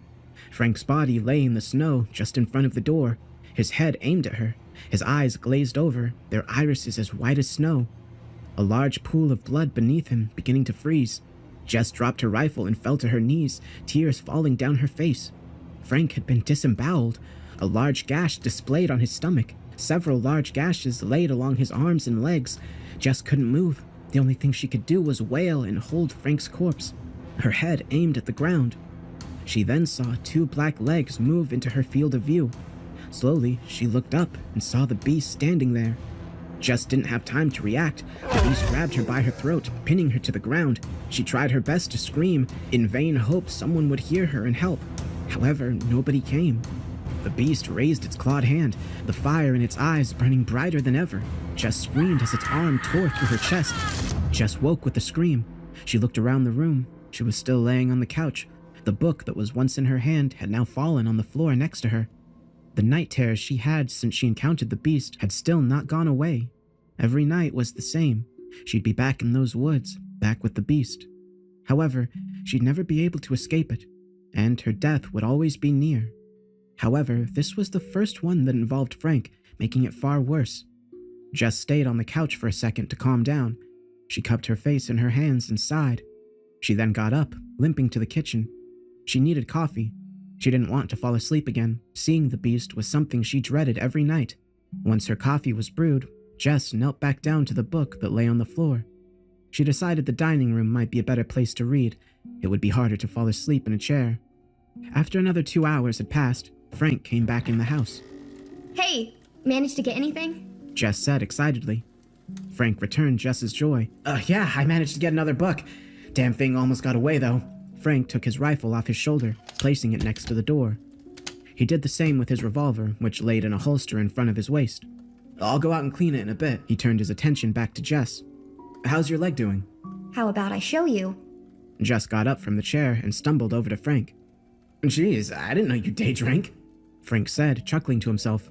Oh, shut up and come here. Jess said, laughing along with Frank. They embraced, and she kissed him on the cheek. Then, without warning, the image of Frank's body flashed through Jess's mind. His glazed eyes burned into her head. She shuddered. Frank noticed. Hey, are you okay? Frank said with a hint of concern. What?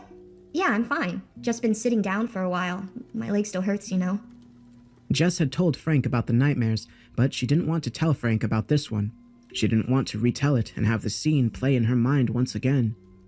The rest of the day went by normally. Frank skinned and cleaned his kill before serving it for dinner. Jess and Frank talked and played games just as they had been doing for the past few weeks. Then they went to bed. The next few months were the same. Once Jess's leg healed, the two hunted together, neither of them wanting the other to go alone, just in case the beast was still out there. Eventually, the bitter cold was washed away by the calm rains of spring, followed then by the harsh heat of summer. The memory of what had happened that day never left Jess's mind, but her fear of ever seeing the thing again did. If it wanted to find them, to kill them, it would have done so already. It was a warm summer's morning when Jess and Frank went out to hunt together. They had found tracks left in the loose soil and were tracking whatever left them. Eventually, they passed a clearing, the same one where Jess had first shot at the beast. She looked over it, the memories of that day playing through her mind. Frank noticed her gaze. Hey, you still with me, Jess? What? Yeah, I was just thinking. Jess looked back at Frank, trying her best to hide her thoughts. However, Frank knew her too well. Don't worry about it, Jess. That thing is long gone, Frank said with a smile. Yeah, I know. Jess returned his smile. But the worry is still there, as unreasonable as it is. I know. I ain't expecting you to forget about it. Just know we're safe. The two continued walking, following the trail, absent-mindedly talking about whatever they thought of. Then, Jess paused. She noticed something toward the edge of her vision. She looked harder, then quickly took her rifle off her shoulder and aimed it at the thing. Frank heard her gasp and her breath quicken and turned, readying his rifle as well. Jess, what's up? You see the deer? No, Frank. It's back.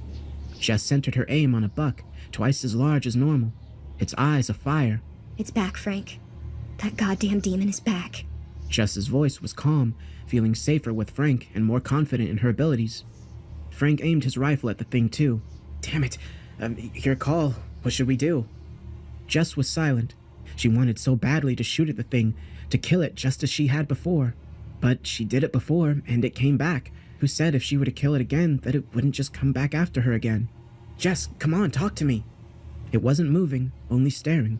Jess, you want me to shoot it or not? Jess remembered that day, the pain she had endured, her leg that took over a month to heal fully, and the nightmares she endured for twice as long. Jess lowered her aim, but didn't break eye contact with the creature. No. Lower your gun. Frank looked at her in confusion. Are you sure? What if it comes at us? It won't. If it wanted us dead, it would have attacked already. It wouldn't have let us see it. It's only watching us. Jess paused and remembered what had antagonized the creature in the first place. It only attacked me when I shot at it first. Before then, it was only following me. It could have been waiting for a good time to attack, Frank said, a mix of confusion and concern in his voice. It could be doing the same right now. That's a possibility, but not a likely one. Like I said, it wouldn't have let us see it. Jess put her rifle back over her shoulder and signaled Frank to do the same. Let's just keep going after our animal, and just keep an eye on that thing in the process. The two watched as the fire in the creature's eyes was snuffed out. It then turned and walked away from them. Frank let out a relieved sigh. Good call, Jess. If I were here alone, I definitely wouldn't have passed that shot up. Let's get going. The two managed to find the herd of deer that left the tracks, managing to score 2 kills, enough food for a month. It was around this time that Jess brought up the idea of starting a family. However, both agreed that teaching their kids in an environment that had such a dangerous and unpredictable creature was not a wise idea. Even if the creature seemed peaceful unless provoked, it was a risk that they were not willing to take. It was the end of summer that the arrangements were made. They packed their belongings and left their old home behind. They started their journey to a new point in their life, on the other side of the country, far from the horrors of the past. They were able to sell their old land and house, both of which were still in exceptionally good condition. The new plot of land lay no more than a few miles out of a small town, one with good schooling and safety. One perfect for a family that should no longer subsist off the land exclusively. Their new house was much larger than the old one, 2 stories and 3 bedrooms, perfect for their ideal family. Several years had passed since the day that left Jess with a new scar, one with a far more interesting story than the one left by the bear. Everyone she told it to always brushed it off as ghost stories, but that excuse could never explain the scar. Jess and Frank now had a steady family, 2 kids, their son Caden and their daughter Andrea, just as Jess had seen all those years ago. Her and Frank had jobs inside the town they called home, and were also able to make a good amount of money in hunting. Caden was now old enough to begin hunting himself, with help from his parents, of course. It was the night before they were supposed to bring him out to teach him the basics, hopefully getting him a kill. Frank had already gone to bed, and Jess was readying herself in the bathroom. She then walked out, seeing Frank already asleep. She smiled to herself. Her life was good, and she couldn't have been happier. She walked over to the window, looking down at the tree line that lay a few yards away. She then saw something in the darkness. At the edge of the woods stood a buck, twice as large as normal, dim embers burning in its eyes. It regarded her silently for a moment, then turned and walked away into the forest.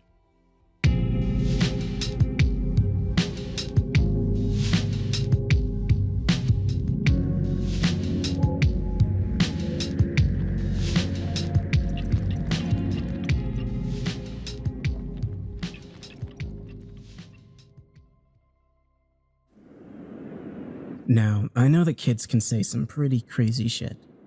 For those of you that have kids, you know exactly what I'm talking about. Not the darndest thing crazy, as in the old show hosted by pre-rape Bill Cosby, where kids talk about boogers and poop. But crazy like, I guess we gotta find a good shrink kind of crazy. But in my case, I'm starting to think I need to find a good exorcist. We've been getting a fair amount of snow recently. As a kid, I'd used to see snow as a white gold gift from God that got me out of school and gave me all kinds of fun things to do outside. As an adult, the second I see snowfall, I'll start cursing my existence. Oh, great.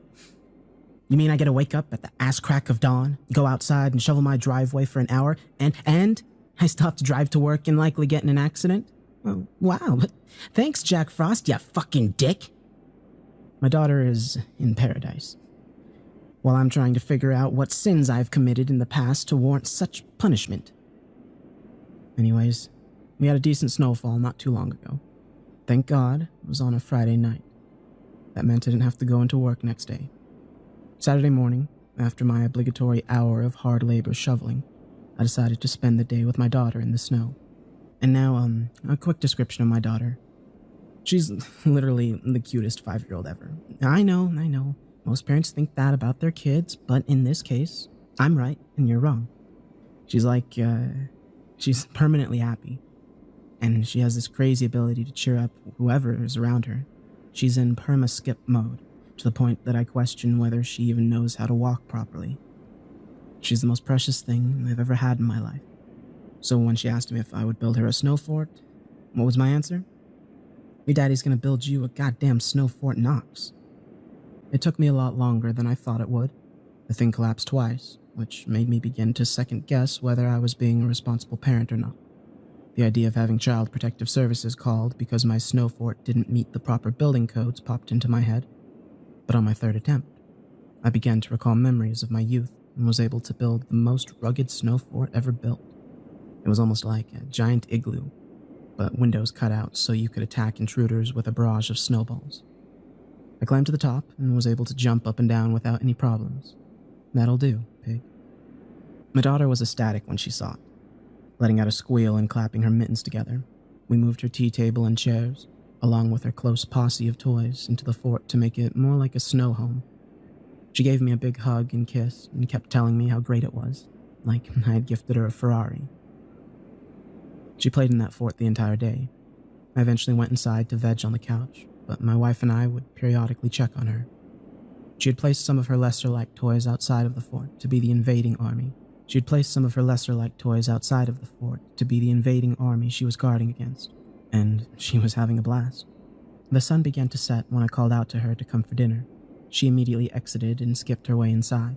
We're having chicken nuggets and mac and cheese for dinner. That's one of the benefits of having children. You get to eat like a kid without being judged. I don't care how old you are, how much money you have. Chicken nuggets and mac and cheese are the fucking shit. I'd take them over a gourmet dinner 10 times out of 10. My daughter was excitedly telling us about her Snow Fort war stories. Mr. Potato Head was the enemy general, apparently, and he sounded like a real dick. He wanted to invade and take over her tea table. My wife and I nodded along with her story, occasionally chipping in a wow or oh really, to show how impressed we were with her valiancy. Oh, and he almost got in. He almost got my tea. I managed to keep him out, she told us proudly. She paused, and then added, The man with no head said Mr. Potato Head wanted to kill us slow, but I told him Mr. Potato Head would never do that. Her voice trailed off at the last part. My wife and I nearly spit out our food. Who said that? My wife asked in disbelief. My daughter bowed her head, like kids do when they're embarrassed or ashamed. The man with no head, she answered timidly, barely above a whisper. My wife and I exchanged glances. Who told you about that nonsense? The kids at school? I asked, more firmly than I should have. My daughter bowed her head even more. Her lips began to tremble. It immediately broke my heart. Here, my precious 5-year-old was telling us how great of a day she'd had, and now she was about to break out into tears. I felt guilty for sounding harsh and moved my chair over to her, put my hand on her shoulder. Oh, no, it's okay, baby, it's okay. You're not in trouble. We're not mad, I said, much more gently than before. But who told you about the man with no head? Nobody did, Daddy, she said, sniffling. She wiped her nose with her arm. Okay, I replied, unsure of what to say. Well, who told you about such an awful thing? About killing people slowly? He did, Daddy, she stammered, on the verge of breaking down. My wife and I exchanged glances once more.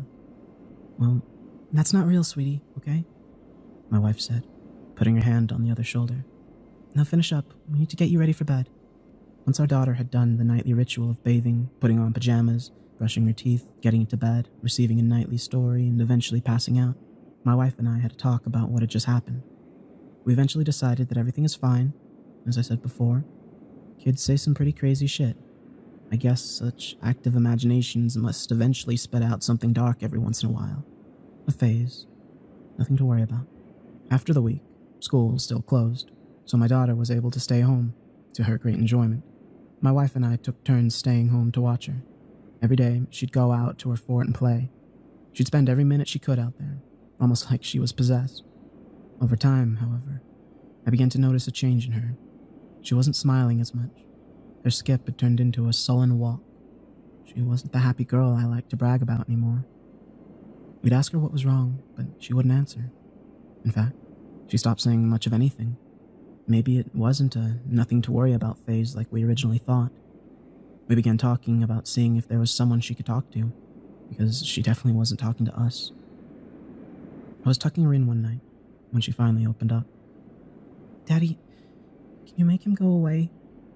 She asked, sounding miserable. Make who go away, honey? I asked gently, stroking her arm. Man with no head. I sighed. He's not real, sweetie, I assured her, hiding that I was slightly disturbed by the idea. She sniffled and looked away toward a window. He is, Daddy, she said, her voice quivering. He tells me such bad things. I don't like him. See, right there. How can he talk if he has no head? I asked, trying to sound playful, but it didn't work. He says it here, she answered, pointing to her head. She looked at me pleadily, like, Only I could release her from this torment. He says you don't love me, that you hate me and wish I was dead. I sat back, astonished. What? Oh, honey, that's so not true. You know that's not true, don't you? I asked. I put my hand behind her head on the pillow. Look, Amanda, you're the most amazing little girl that I know, and your mommy and I love you very much. There isn't anything in the world that we wouldn't do for you. You know that, right? She waited for a moment, then nodded. Good. You know what you should say to that meanie when he comes around again? She sniffled. What? You tell him he's a poop-faced liar, and your daddy's gonna beat him up if he comes back here, yeah? She started giggling, which is exactly the effect I was looking for. Referencing poop fixes 90% of problems with little kids. I love you, honey, I said, planting a kiss on her forehead. Good night. Good night, Daddy, she said, smiling and squeezing her teddy. That night, my wife and I decided we needed to find a child psychologist. The next day, lo and behold, it snowed again, and school was canceled again. It was my turn to stay home. My wife's an ER doctor, so getting time off is difficult for her. After breakfast, like clockwork, my daughter headed outside to the snow fort. I cleaned up and began getting ready to do some lovely shovel work. It wasn't long before my daughter ran back inside. She had tears streaming down her face and looked terrified. Hey, you didn't like that, Daddy? She sobbed. She held out a folded piece of paper in her shaking hand. He said to give this to you. Alarmed, I grabbed the paper and unfolded it. On it, written in jagged handwriting, I'll cut your fucking throat while your whore wife and daughter watch. I immediately called the police, who arrived in less than 10 minutes. They didn't find anything around the house or in the fort, but they told me they'd received multiple calls like this. They told me to keep my doors locked and to keep a phone on me at all times. I destroyed the snow fort not long after they left. For those of you living in the Boston area, keep your kids indoors. He comes when it snows.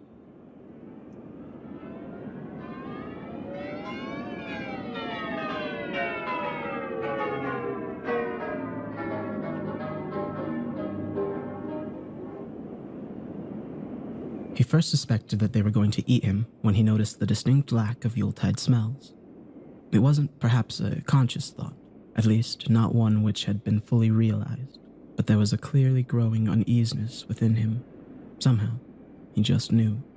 Surely, if a family invited you for Christmas dinner, the house would be filled with wonderful aromas associated with the annual feast. Succulent roast turkey, honey-glazed vegetables, perhaps the fumes of mulled wine or a brandy-covered Christmas pudding. But no, all of those were absent, yet the table was set. It was a particularly bleak Christmas, and while snow was often welcomed at the festival time of year, the penetrating cold and frost which seemed to sabotage both homes and their residents' bodies was not. The temperature had plummeted on the 7th, and there had been no sign of any forthcoming reprieve. Families attempted as best they could to reach one another, but for many it was to be a lonely Christmas day. Travel, especially for the elderly, was almost impossible for fear of slipping on the ice. One fall was all it would take for a broken hip or shoulder, and from the more fragile individuals amongst them, recovering from such an injury was not an easy task. Certainly not as easy as it would be for those of a younger vintage. The Cardinal family had taken pity on an elderly gentleman who had recently moved into the neighborhood only a few streets away. They were of an upstanding stock and took part in a local home help initiative, spending time with the old and vulnerable. Everyone knew and loved them. Timmy was the youngest, a boy of only 5 or 6. He was a child who all looked upon with great adoration, never complaining, never causing trouble, always adorable, and his 10-year-old sister, Camilla, was equally as admired. They were both a testament to the caring and nurturing parenting skills of Ben and Lucy Cardinal. Each year, as the cold winter drew in, the Cardinal family were admired for their dedication and commitment to those around them. Their passion, almost zeal, for helping those who were less fortunate, but behind the smiles and the skin-deep facade of that of a loving family, lurked a far more sinister purpose. They had a tradition each year, a way to reward themselves for their kindness and generosity, one which stemmed back through many previous generations of the Cardinal family. Each Christmas, they would invite a guest for dinner who would be welcomed with open arms into their home, sat down at a beautifully set table, provided with humorous and enjoyable Christmas conversation, and then, by the light of the roaring fire, the guest would be stabbed to death and eaten gratefully. They all reveled in this old tradition, with Tommy looking forward to it the most. He had a voracious appetite and a waistline to match it, but children do get wrapped up in the anticipation of a family Christmas, and his parents were delighted to see a growing boy fill his belly. Camilla was of a more quiet disposition than her stout little brother, slight of figure with a pallid complexion which reminded all of her mother, but make no mistake, she adored eating with the family and could render anyone silent with a sharp, cold insult. Ben was the local police chief for the area, so covering up their annual feast was quite the cinch, while Lucy was, shall we say, a relation of sorts, and was entirely enthusiastic about maintaining the Christmas tradition. Their guests were invariably those without family, and often of a ripe old age, forgotten by society, left to wither in their isolated little homes. Ben explained to the children yearly that it was almost a kindness to put the victims out of their slowly increasing misery. And besides, when they did eventually die, they would be shoved into a box in the ground or roasted into ashes. What a waste of good meat. This year, Timmy and Camilla were especially excited. It was all their mother could do to calm their nerves, but on that Christmas Eve it was nearly impossible, for they knew the special treat they were in for the following day. The Cardinals were hosting a most special guest. His name was Sergio Maru. He had hailed from the Eastern Islands. They'd never had foreign meat before, and the very idea of tearing into some delicious exotic muscle and fat made this year's feast something to really look forward to. They had met the old man, Maru, when Ben had noticed the unusual name in his home help list. Each year, as Christmas approached, the volunteers at the local church would be given names and addresses of pensioners in the area who had no family and would be left quite alone over the holiday season.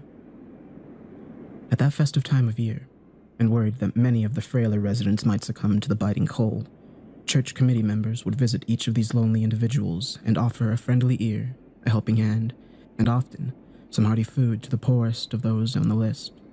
The names rarely changed, but at least one person on that list would sadly pass away that year. Being an upstanding member of the community and a high-ranking police officer in the area, Ben would often inform the church that one of their flock had sadly passed away. And with no friends or known family, he would concoct a lie which usually involved a long-lost son or daughter appearing to take their sadly departed relative somewhere far to be buried. That, or he would say that they had simply moved, having a bit of a deal with the local estate agent and the solicitor's firm to throw the proceeds from any property sales their way. The family were not without influence. It was incredible how little people questioned this, but as the Cardinals ensured that each Christmas meal was not an active member of the church or community, people just assumed that Ben knew best. This year, the Cardinals had been hoping to invite Lucy Rindridge around for her Christmas swan song, but unfortunately she had died during the summer. Ben had investigated, and he suspected that an intruder had been inside the house with her at her time of death, but it seemed as though the causes were natural. No, the family would just have to have someone different for dinner. Then the name appeared on the list. Sergio Maru, 86. Slight emphysema, no family, knows no one in the area, and has only recently moved here. Perfect. Ben found Mr. Maru to be an absolute delight.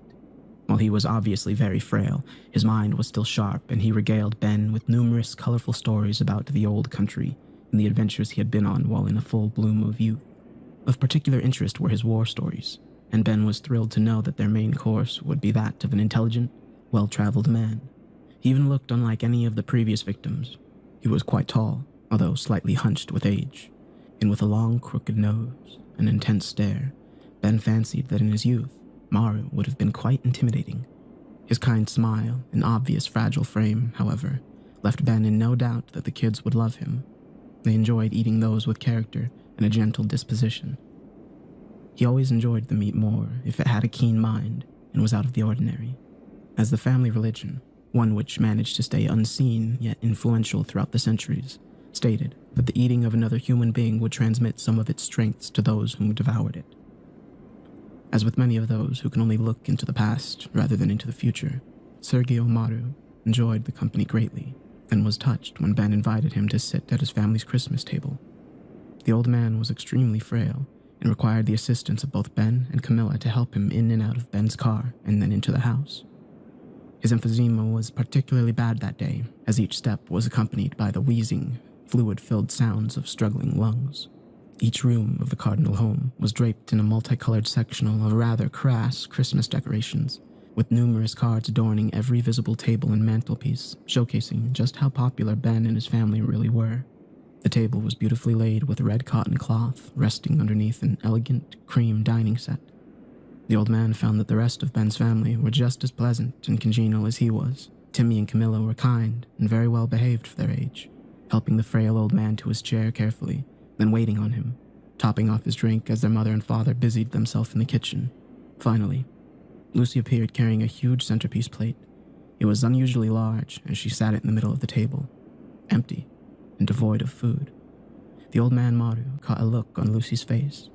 It was brief, and he immediately attempted to disregard it as a product of his imagination, but it unsettled him deeply. It was as if a private joke had been passed between the eyes of Lucy and her children, a flicker of a grin, not one of kindness or of Christmas spirit, but rather one resembling that of a conspiratorial bully, as if Sargio was the unwitting recipient of some unwholesome prank, waiting to be ridiculed. Just as the unease began to diminish, Ben appeared with a large, jagged carving knife and a long, two-pronged fork, which reminded Sergio most of a butcher's implement that would be required to cut a decent-sized turkey, a turkey which became increasingly conspicuous by its absence. There they sat for over an hour, each member of the Cardinal family replenishing the old man's drink with enthusiasm and showing concern for every and each cough or moment of uncomfortable breathing experienced by their guest. But it was a strange concern.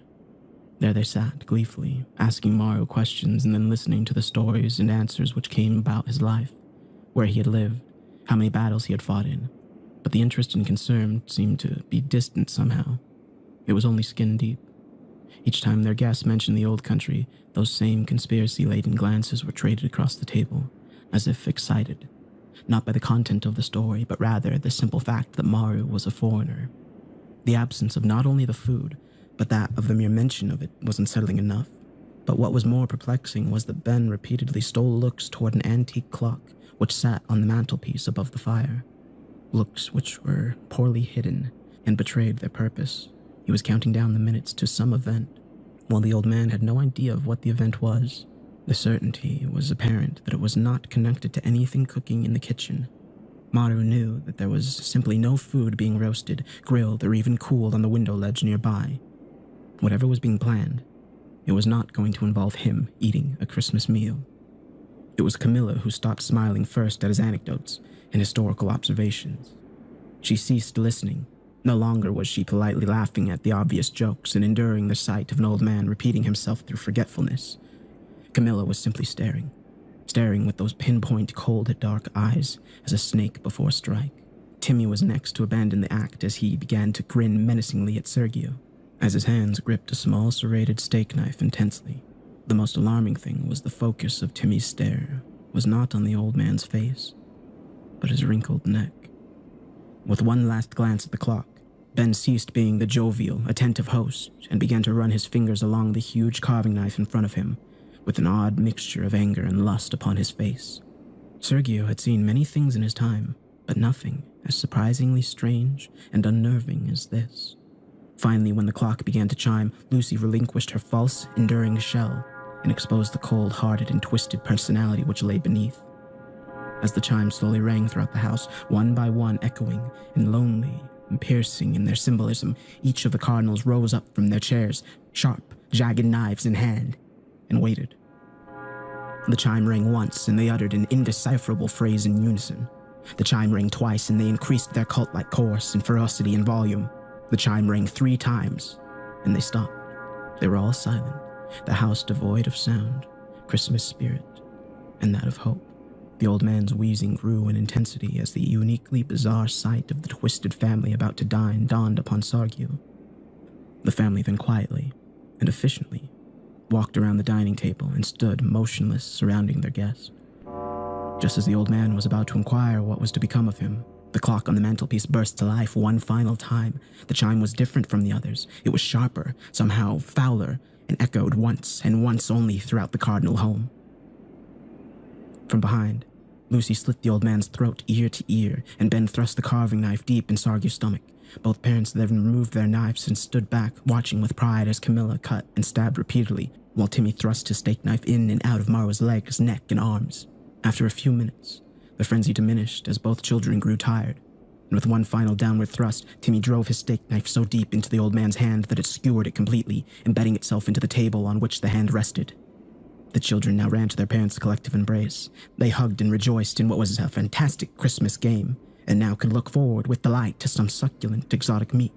Arms wrapped around one another, they stared at their victim and began to laugh loudly, commenting on the old fool stories of times gone by, the war, the old country. And as they turned to each other once more, the laughter diminished, and they all looked into each other's rosy, blood-covered faces and shared a family moment. This had been one of Ben's favorite sacrifices. But the laughter had not completely ceased. One person was still laughing loudly. Confusion turned to abject horror as the bizarre truth revealed itself. It was Mr. Maru. Sitting covered in blood, his head tilted back and the deep cuts in his throat wide open, the dinner guest laughed loud and strong, a laugh which was both young and old. His head arched forward as he pulled Timmy's steak knife out of his hand, dropping it on the floor. Camilla screamed as Lucy hid behind Ben. What they had thought to be a corpse now stared at them all, as they had stared at it with a singular purpose. Timmy began to pee himself and cry as two previously retracted fangs cracked through the old man's upper gum, revealing a serrated and terrifying grin. As he rose to his feet, Lucy fainted, and with both hunch and age now gone, the Cardinal's guest loomed tall and dark before them, his eyes piercing, telling tales of countries and decades and centuries of existence. Sergio Maru ate well that Christmas.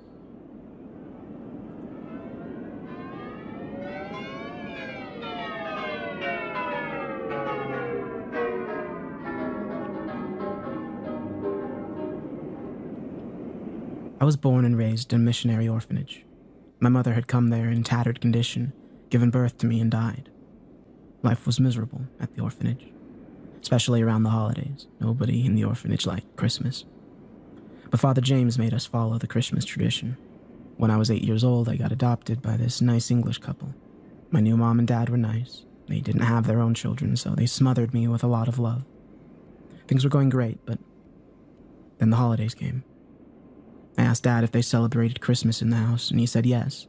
My heart sank, but I loved them so I decided I would happily celebrate Christmas with them. On Christmas Eve, when my mom and Dad were returning to their room after a long session of carols, I followed them. When they were kissing goodnight, they saw me. A smile appeared on my mom's face, but it turned into a look of horror as I started to strip my clothes down. Mom and Dad came running and covered me with blankets seconds before I got totally naked and asked me what I was doing. I said it was Christmas. Are we not supposed to celebrate Christmas? My dad, who had turned pale, said, "This is not how we celebrate Christmas, sweetie."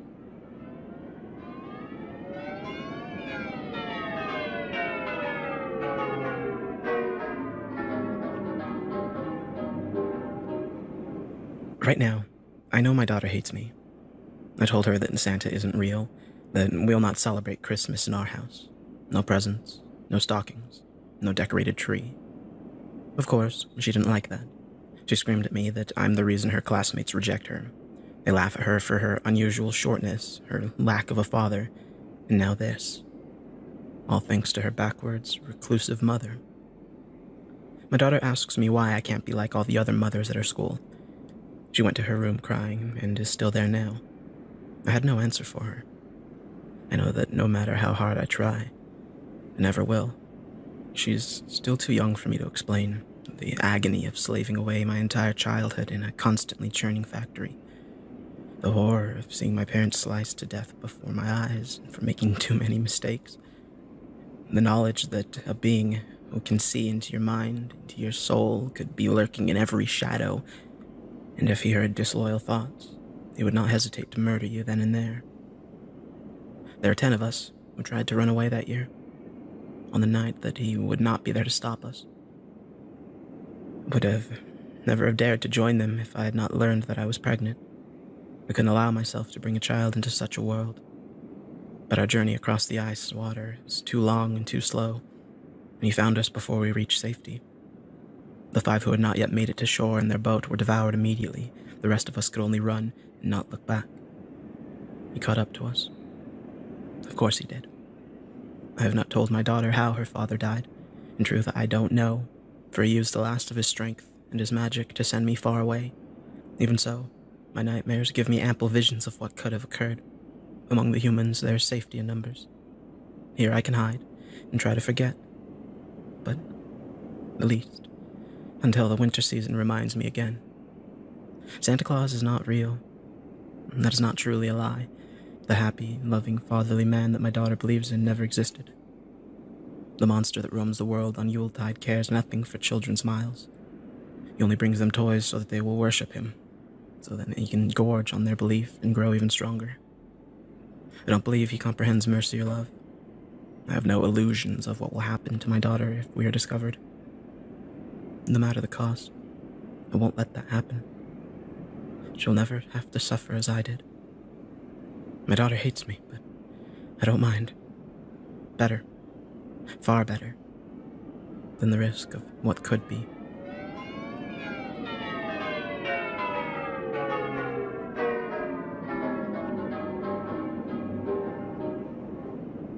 As Christmas is just around the corner, I remembered something that happened on the day of Christmas 7 years ago.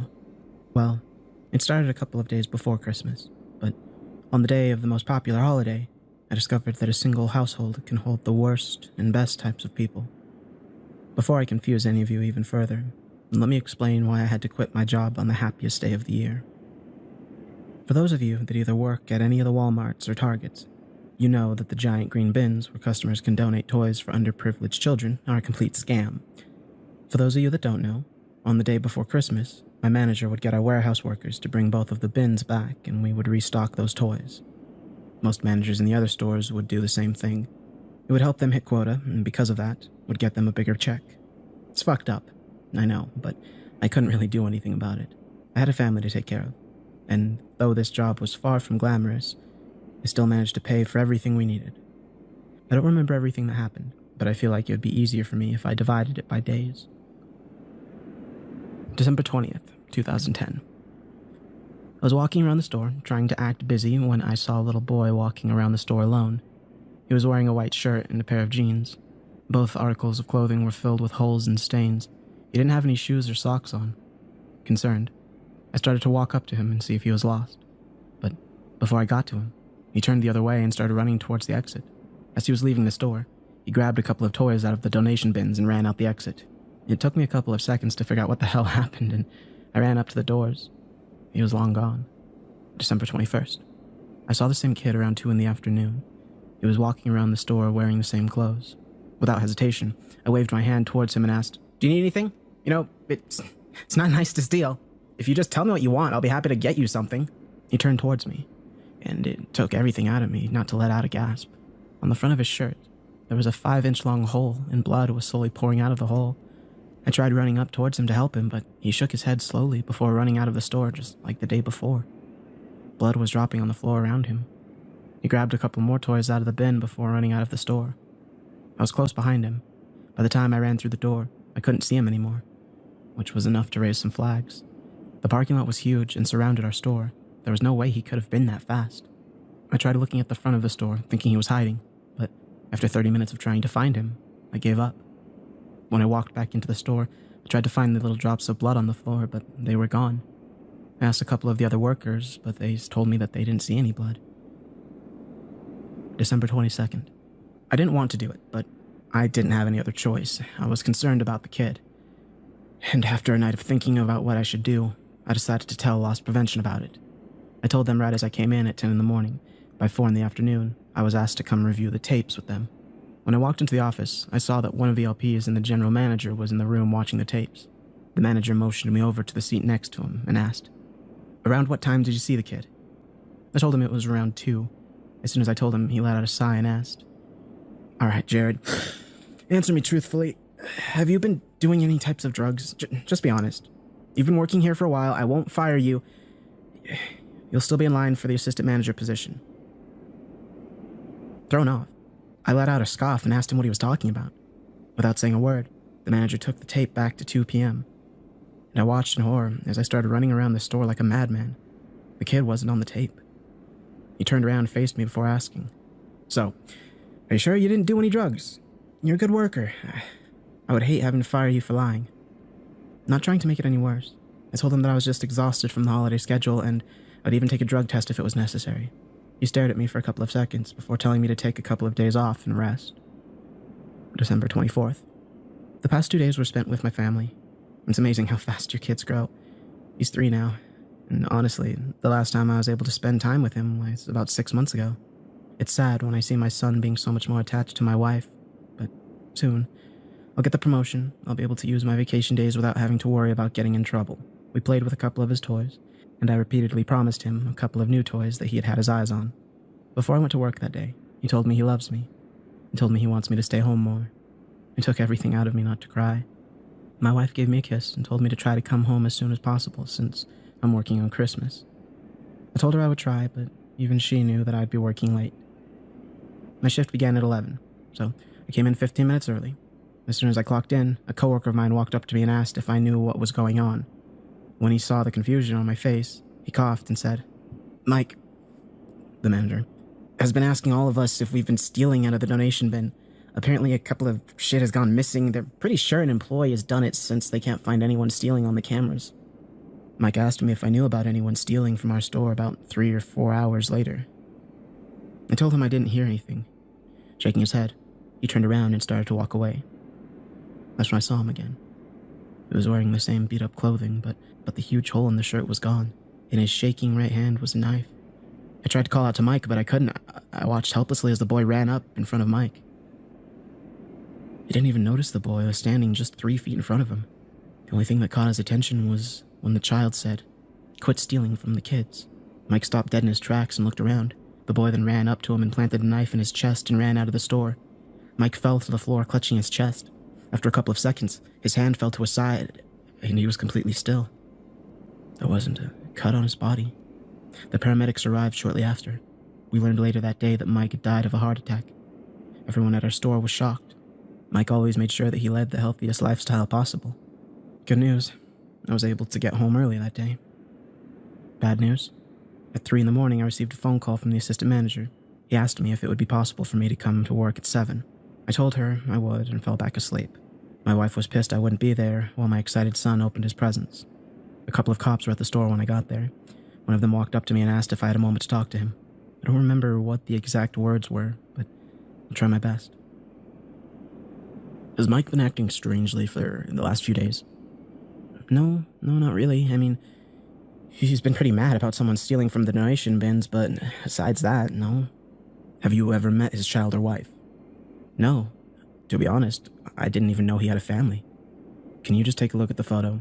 Tell me if you happen to see the son. One of your coworkers told us that you've been acting kind of strange for the last couple of days, claiming to see a young boy in the store. He took a photo out of his jacket and showed me. I tried my hardest to maintain my composure when I looked at the photo. It was the boy that I saw in the store. He was even wearing the same clothes. That was the last photo taken of his son. His son was found in Mike's bedroom with a knife wound on his stomach. Looks like the son had died of blood loss. The wife was found in the living room with a knife in her head. The only person alive was his 2-year-old daughter. She was in the basement surrounded by what seems like completely new toys. What's odd is that the neighbors told us they didn't see Mike come home. Several people at the bar he frequented told us that he was pretty much there every night for the past couple of days, but the baby wasn't malnourished in any way. There was even a bottle of juice sitting next to her when we found her. I didn't want to seem crazy. I didn't want to get tied into something I knew nothing about. Instead of telling the truth, I told them I never saw the boy in the picture. The officer looked at me with a puzzled look on his face before giving me a nod and thanking me for my time. I took the day off after that and quit the next day. I never did figure out why Mike killed his wife and son. And honestly, I don't want to know. The only thing I know is that the little brother was lucky to have an older brother take care of her, even after he died. Like I said, it's been 7 years since that happened. I now work 40 hours a week as a manager at the local electronics store. I'm not rich by any means, but that memory has left a huge impact in my life. Every year, I'll put aside some money to buy an extra gift for Christmas, and I'll donate it to those local charities. This year, I found an amazing subreddit called Santa's Little Helpers. They have a lot of families that are struggling to give any sort of Christmas to their children. And honestly, it doesn't take a lot to make a struggling family's year a little special.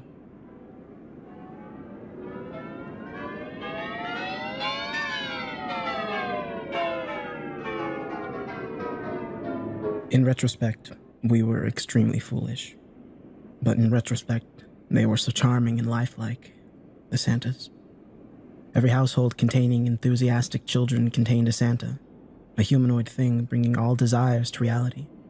The parents of each respective household were relieved to be free of the burden of Christmas shopping. Soon after discovering the household Santa would acquire anything instructed to, no one questioned how these objects were acquired. They had deep, rich voices that appealed to the infants, toddlers, teens, and teenagers alike. Smaller children would sit on their laps and ask things of them, many childish things that lacked further thought. Of course, each one listened deeply. The parents thought this was to be absolutely enduring, and snapped pictures. People regarded them as family members, and throughout every family holiday card that year, a Santa could be seen, grinning with emptiness. No one questioned why they'd suddenly become family. When communicating to outside relatives about the magnificent miracles, it was mentioned very consistently that no other town, city, or settlement aside from ours had received Santas. We laughed it off, arrogantly thinking we were special in some way, and ignoring the warnings from our concerned loved ones. Relatives opted to not even visit that year. Not a single individual aggressed or intruded. Us, too happy around these artificial holiday constructs. Them, too wary of the omnipresent Santa. Even so, not one of us questioned where they'd come from. The snow that year was hellish, and our communication methods were mostly cut off. Despite this, the Santas supervised and helped eager children in their creation of snowmen and snow angels, and intermittently participated in the ever-appreciated snowball warfare. It was then that they turned on us, is something I'd like to say.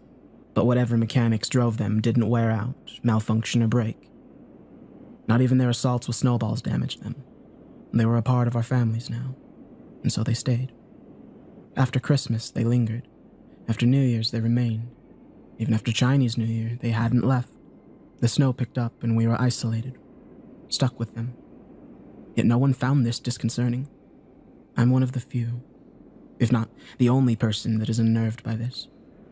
I'm single, no kids, and so I didn't receive one. I observed all of this foolishness with no way to prevent it. I fear that one day they will turn on us. They were sent for a reason. Contact with the outside world lessens. This was the only method I had left to convey this to anyone who would listen. And I'm suspicious that a future will arrive where they'll kill us all, like shooting fish in a barrel.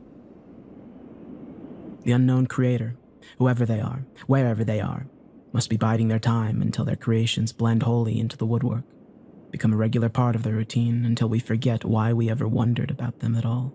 They're waiting until we get too comfortable with our bearded buddies.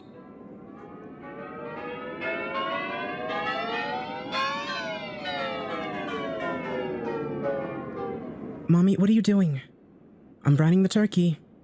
What's brining? I soaked the turkey in the salt water and... Why? Hey, I said, tightening the string on my apron. Why don't you go play with the Starman toy I got you? I don't want to play with it anymore. Kids these days lose interest in the new toy in an hour. Want to watch Mommy take out the Christmas cookies? I pulled the tray out of the oven. Heat nipped at my fingers. The cookie Jackson made was burned at the edges and terribly misshapen. Your cookie turned out great, see? Can I eat it now? He asked, his grimy little hand shooting for it. I thought it was for Santa. It was, but I'm hungry. And if everyone else is feeding Santa cookies, he doesn't really need mine, right? Smart kid. I led him into the dining room with the cookies and a tall glass of milk. There you go, honey. He sat down. I glanced out the window. Christmas lights from the house across the street twinkled back in the falling dusk. I patted him on the shoulder and began walking away. Mommy! What now? Yes, Jackson. I hear jingling. Of Santa's reindeer. That's nice, I said. Probably just the old man next door walking his corgi, but whatever. I'm not going to rain on his parade. I'm going to go listen to the reindeer. Thank God. Finally. Something to keep him busy. I returned to the kitchen and frowned at the turkey.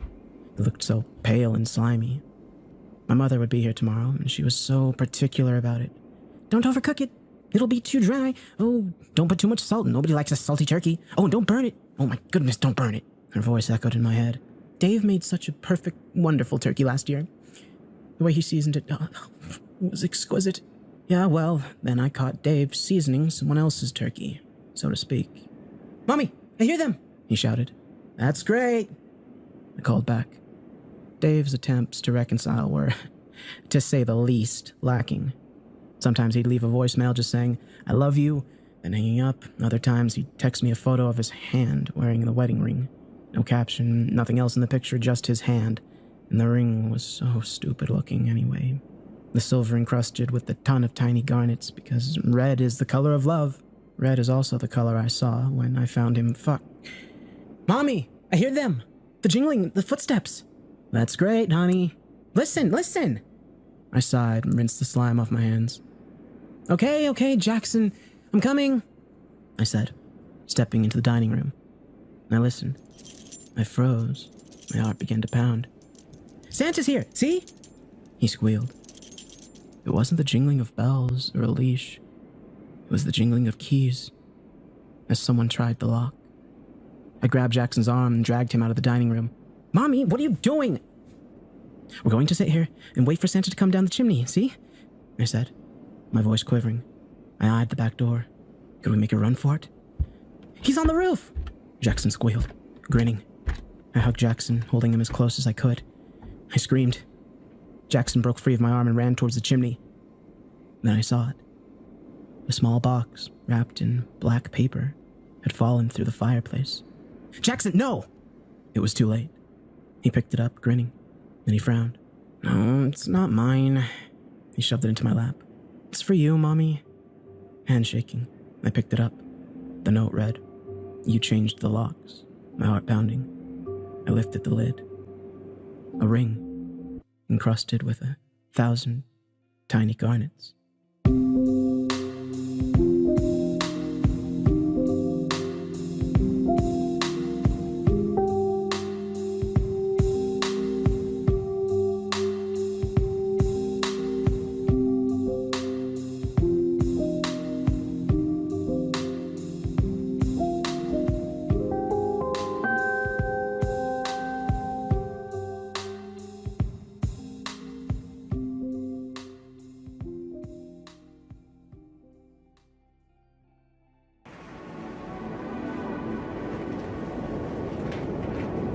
Do you think we're dead? I gave Eleanor a perplexed look. I can see your breath, and we're talking right now, so... No, She muttered, shivering in the keening wind. not here. No sense in asking that here. I mean, out there. I stared out past the dark sea, reaching to the horizon and likely further still than I could ever conceive of. They say hell is hot. As I sit on the ramshackle heights we fight every day to maintain, the cold clawing at my skin, I truly wish it was. My mother used to say, as long as you tried. Those 5 words hammered strength into my psyche. They once gave meaning in battling hardships and misery. Now, that's a dangerous epithet. You're free to try if so inclined. Just know that none of us will even try to save you when your belly is sliced open and your guts slurped by the creatures that dog this place. We've had our fill of brazen souls out here. They serve to be torn apart in our place. I suppose it's something to be grateful for. The braver you are, the quicker you'll learn. Bravery is as insubstantial as death in this place. I should backtrack. I'm an extremophile. Always have been. Ever since the first time that adrenaline rush flooded my veins, I was hooked. Water sports, base jumping, spelunking, anything you can name is likely under my belt. The one activity I found myself coming back to was mountaineering. Ever since my dad took me up to Mount Snowdon, there's been an inscrutable urge to summit something higher, something steeper and harsher. This leads me to my most recent trip, summiting Monte Rosa's tallest peak, the Duferspitze.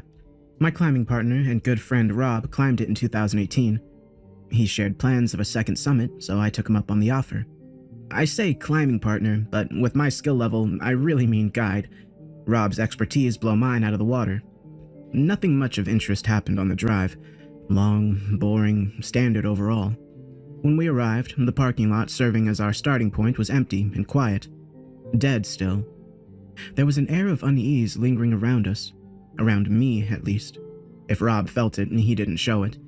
But it was there, and I should have taken it as a warning. That's retrospection for you.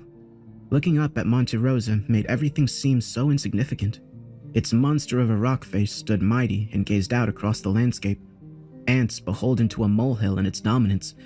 God help any who climbs it. Instead, we planned around the Marinelli Couloir, a steep and snow-laden gully. We triple-checked our mandatory gear: ice picks, crampons, ropes, etc. All present. Clear and cold mornings were forecast for the ensuing week. Perfect climbing conditions. Rob's meticulous planning was impressive, to say the least. I'd be lying if I said I wasn't a little envious. The mountain hut alone was a 4-hour climb. Though the terrain was forgiving, hard-packed snow crackled below my crampons. A reassuring sound. Inside was cozy, the walls were insulated well, and the wood stove was stocked with more than enough firewood. Yet, even as the fire roared, a chill crawled up my back. Just like the parking lot, we were alone, and the nagging intuition in the back of my mind said that may not be coincidental. Sure you're ready for tomorrow, mate? Rob said, glancing over at me from the counter. Why, yeah, yep. I'm with good hands, coming with you. Look, once we get up into the couloir, we ain't turning back, so there's no shame in having second thoughts. No, it's not that. Yeah, I could come back another time, but who knows how long I'd have to wait. Life's hectic, you know? Might be years till I can try again. Just making sure. Nerves are a dangerous beast up there. As long as you listen to me, you'll be fine. But remember, don't panic. If you're feeling anxious, remind yourself that getting upset won't help your situation. Heat from the waning coal coddled my body. Only embers flickered by the time I began to nod off into a deep, dreamless sleep. We set off at 8 a.m. after having oatmeal and berries. The first few hours ended up being a tough trek along the snowfield skirting round toward the couloir. Azure sky gazed down through the wispy high cirrus. We were about a mile from the gully when light snowfall started up. It wasn't hugely surprising, being on a mountain and all, but the sky remained clear. If anything, it had grown clearer over the past hour, and still the snow fell regardless. It was such a bizarre sight, I worried I might be getting altitude sickness. As icy pinpricks pelted my skin, the reality of the situation dawned on me. Visibility was dropping by the minute, and within 10, I could scarcely see Rob 20 feet ahead. And then he was gone. I don't mean his silhouette bled away into the whiteout. I mean even his footprints were entirely covered over. I called out to him in a panic, cupping my hands together in a futile attempt to pierce the howling gale. Hoping to catch sight of Rob, I plodded forward another 100 yards or so. Nothing. My next actions I still ruminate over today, forcing me to curse my own cowardice. Even if I was the one who disappeared, I didn't know that at the time. Without Rob to guide me, I thought I was surely going to die. So I turned back. Following the compass, I made a steady descent, hoping to get back to the hut faster than we'd come up. The fresh dusting of snow made frantic steps a danger, and I slipped several times. After an hour, my view was unchanged, pure whiteness. In my retreat, I'd somehow failed to notice a crucial detail. I wasn't going downhill. It seemed like I was in a flat snowfield, but when I turned a full 360 to get my bearings, I understood I was actually facing a gentle incline. A fresh wave of terror crashed down in my mind. I glanced down at my compass, and to my horror, saw the needle replaced by a listless spinning blur. I tried my best. Mom would have been proud, but the cold wore me down, the snow merciless as it pelted me. My footsteps grew closer and closer together until there were no footsteps at all.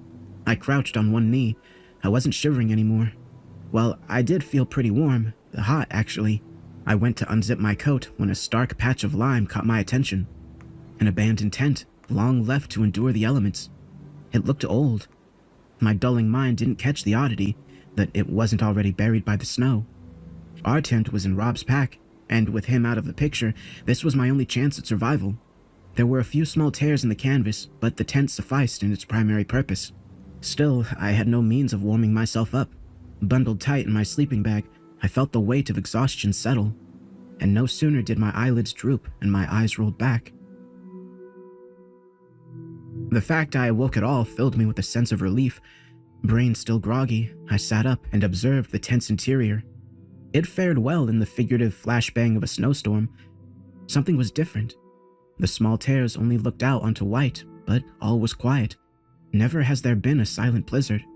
Only when a cold shock hit my foot did I notice the mounds of melting slush on the floor directly beneath each rip in the tent. I was snowed in. Adrenaline flooded my veins and sent my thoughts into hyperspeed. How long had I been buried? How much oxygen was left in the tent? How deep was I? Don't panic. Freaking out won't help. I took in a deep, controlled breath and crawled over to the zipper, hesitating before tugging it open in one swift motion. White fluff poured into the tent, and in a transitory state between dread and understanding, I scrambled backwards in fear of an icy casket. My mind cleared. Logically, if the snow was that powdery, I couldn't be down very deep. Still, the tent sagged, its backbone long since snapped. I dragged myself out and pushed my way through the dampening snow, lugging the pack with all my equipment behind. With the gap collapsing in on itself behind me, I planted my boots in the snow and stood. I wasn't on Monte Rosa. I wasn't in the Alps. I wasn't even on a mountain at all. Standing near the bottom of a sort of half-cone slope, the horizon-wide expanse of dark water was the first hint I was somewhere else entirely. I could tell the ocean was a ways down, but only after shuffling down to the edge did I catch a glimpse of the precipice. A rugged ice face plummeting some 400 feet. Vertigo struck suddenly, knocking me onto my ass, hands splayed like a starfish. Something sticking up near the edge caught my eye. It resembled the curve rails of a pool ladder. If said ladder was poorly made and rickety, with coarse gray rope tied to each side, graying fibers sequestered by an equally ashen backdrop. A tiny ray of hope beamed somewhere deep down inside of me. Maybe someone was here. I crawled through the powder and gripped the steel bars. My gloves did nothing against the inexorable chill of wind-beaten metal. Still, desperate curiosity willed my head and shoulders to lean over the precipice. Fixed into the mottled ice, a vertical tower of crude materials swayed in the ever-present winds. It reminded me of a shantytown with its hastily flattened planks and battered metal sheeting. For the life of me, I couldn't fathom what reason any sane person would have to build such a thing. Then again, I'd yet to find anything in this place I could fathom. "Hello?" I called out. The first words out of my mouth since waking up were hoarse and weak, tumbling pathetically down the mismatched scaffolding. There was an immediate response from somewhere below. I couldn't see anyone, but there were multiple voices, bleeding together into a garbled slur. Relief warped into regret as I remained hunched, frozen, as if I were some frost-caked gargoyle in a forgotten castle. Though my voice barely cut through the winds, I regretted opening my mouth. I didn't quite know why. The frantic shuddering on the platforms as someone clambered up to meet me instilled a deep, imminent foreboding. I somehow hadn't realized before, but the ropes tied around the bars I clasped onto were actually those of a rope ladder. They whipped into the cliffside, heralding the arrival of the figure who'd just pushed their way out from under a rotten blue tarp. A disheveled and wild-eyed man pulled his way up the wooden rungs, patchy bundles of matted hair swinging around his face. When he saw me, he paused, wired eyes suddenly morphing into something rabid before continuing up the ladder with fervor. As if dislocated, his jaw dropped wide open and flopped around on its hinges. I didn't know what that expression meant, but suffice to say, I was horrified. Those eyes, they betrayed hunger. I flopped onto my back and fumbled with the zipper on my bag, tearing out an ice pick and sleeting myself. 2 sets of blackening fingers curled over the rim before me, followed by this bestial visage of a human climbing up onto the snow in all his wiry might. Hey, what are you doing there, lad?" I chuckled with transparent unease. He almost looked surprised after I spoke, as if language was a foreign concept to him. He sucked air in through his teeth with a hiss. Cold, so hungry. You, warm, fresh," he spat in a gravelly voice. I backed up, raising the ice pick clutched in both hands. The man went a few uncoordinated steps before lunging out of nowhere and diving on top of me. I yelped in fear, falling backwards and raising the pick horizontal in defense. Spittle sprayed from yellow teeth, gnashing inches from my face. Acting swiftly, I rammed the blunt handle of the pick into his throat, causing him to recoil. Only a second later, he persisted with all his rage, seeming to shrug off the blow to his jugular as though it were an insect bite. In the scuffle, he managed to grab my right arm and sunk his teeth into my wrist. I screamed and let go of the pick with my right. Instinctively, I swung it in my left, the sharp end sailing true and embedding directly into the side of his neck. Viscous blood exploded over my face as I wrenched the pick back towards me, tearing the front of his throat open in a ragged gash. The man shot up straight in response, stumbling uncontrolled back to the edge and dropping limply into the open air. Despite my close call, something else disturbed me. The blood that had poured onto me was cold. I don't mean lukewarm, cold, if not freezing. No steam rose into the air as one might expect. It just curdled and froze on my clothing. With no other choice, I crept back to the rope ladder and looked down. A ratty woman had just climbed up into view and paused after seeing the man's body on the platform. Ugh, god damn it. Again, Kurt? What she said took me aback, but the bubbling laugh from Kurt was the kicker. Throat practically non-existent, he was alive and laughing. Hey, sorry about him. You can come down. It's safe. I almost joined Kurt in his hysteria. It was such an absurd proposition. Safe? You're dangling off the edge of a cliff. Let me rephrase. Safer. Trust me, you don't want to spend another minute up there. What? Nah, screw this. I'm out of here. Are you?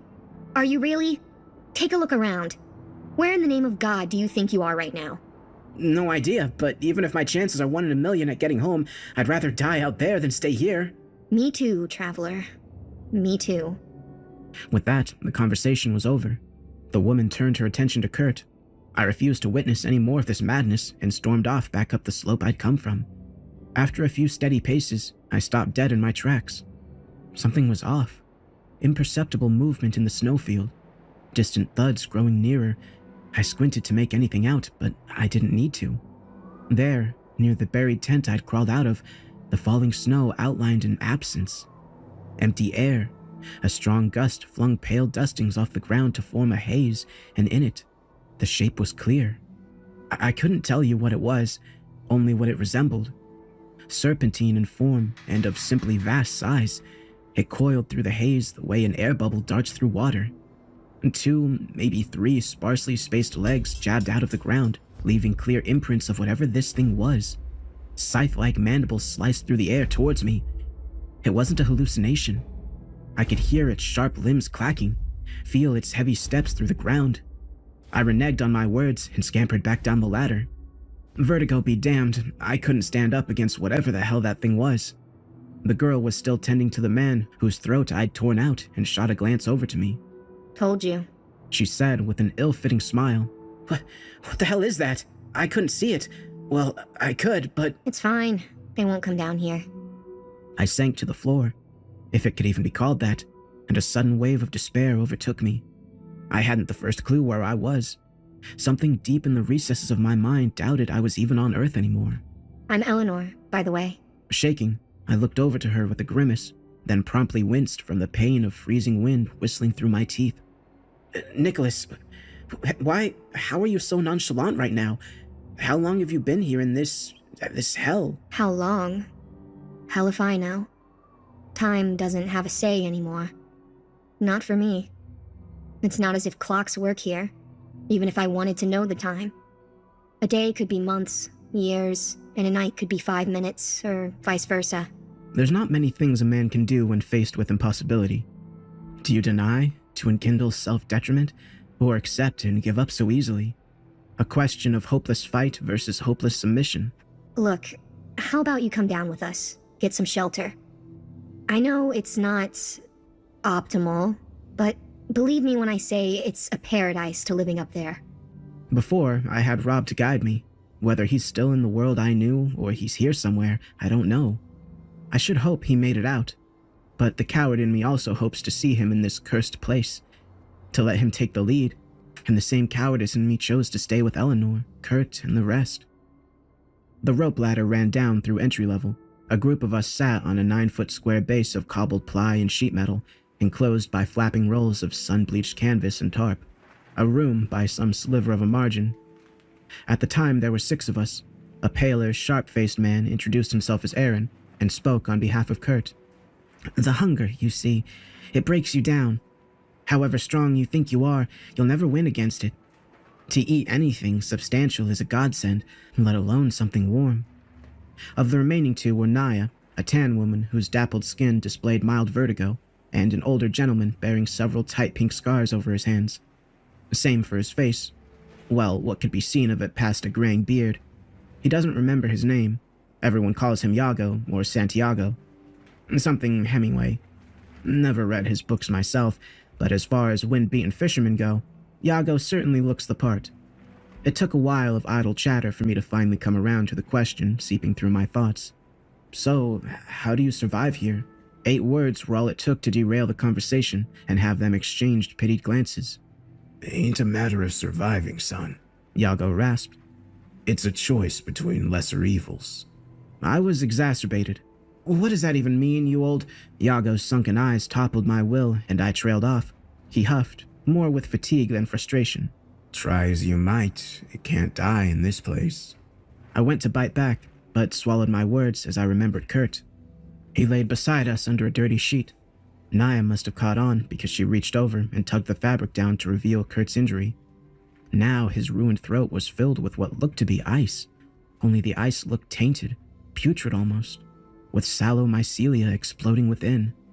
Crimson tributaries forced their way through the frost, up on the left, down on the right. Tingling dread crept in a similar manner, up my spine and neck, and flowing back down through my chest.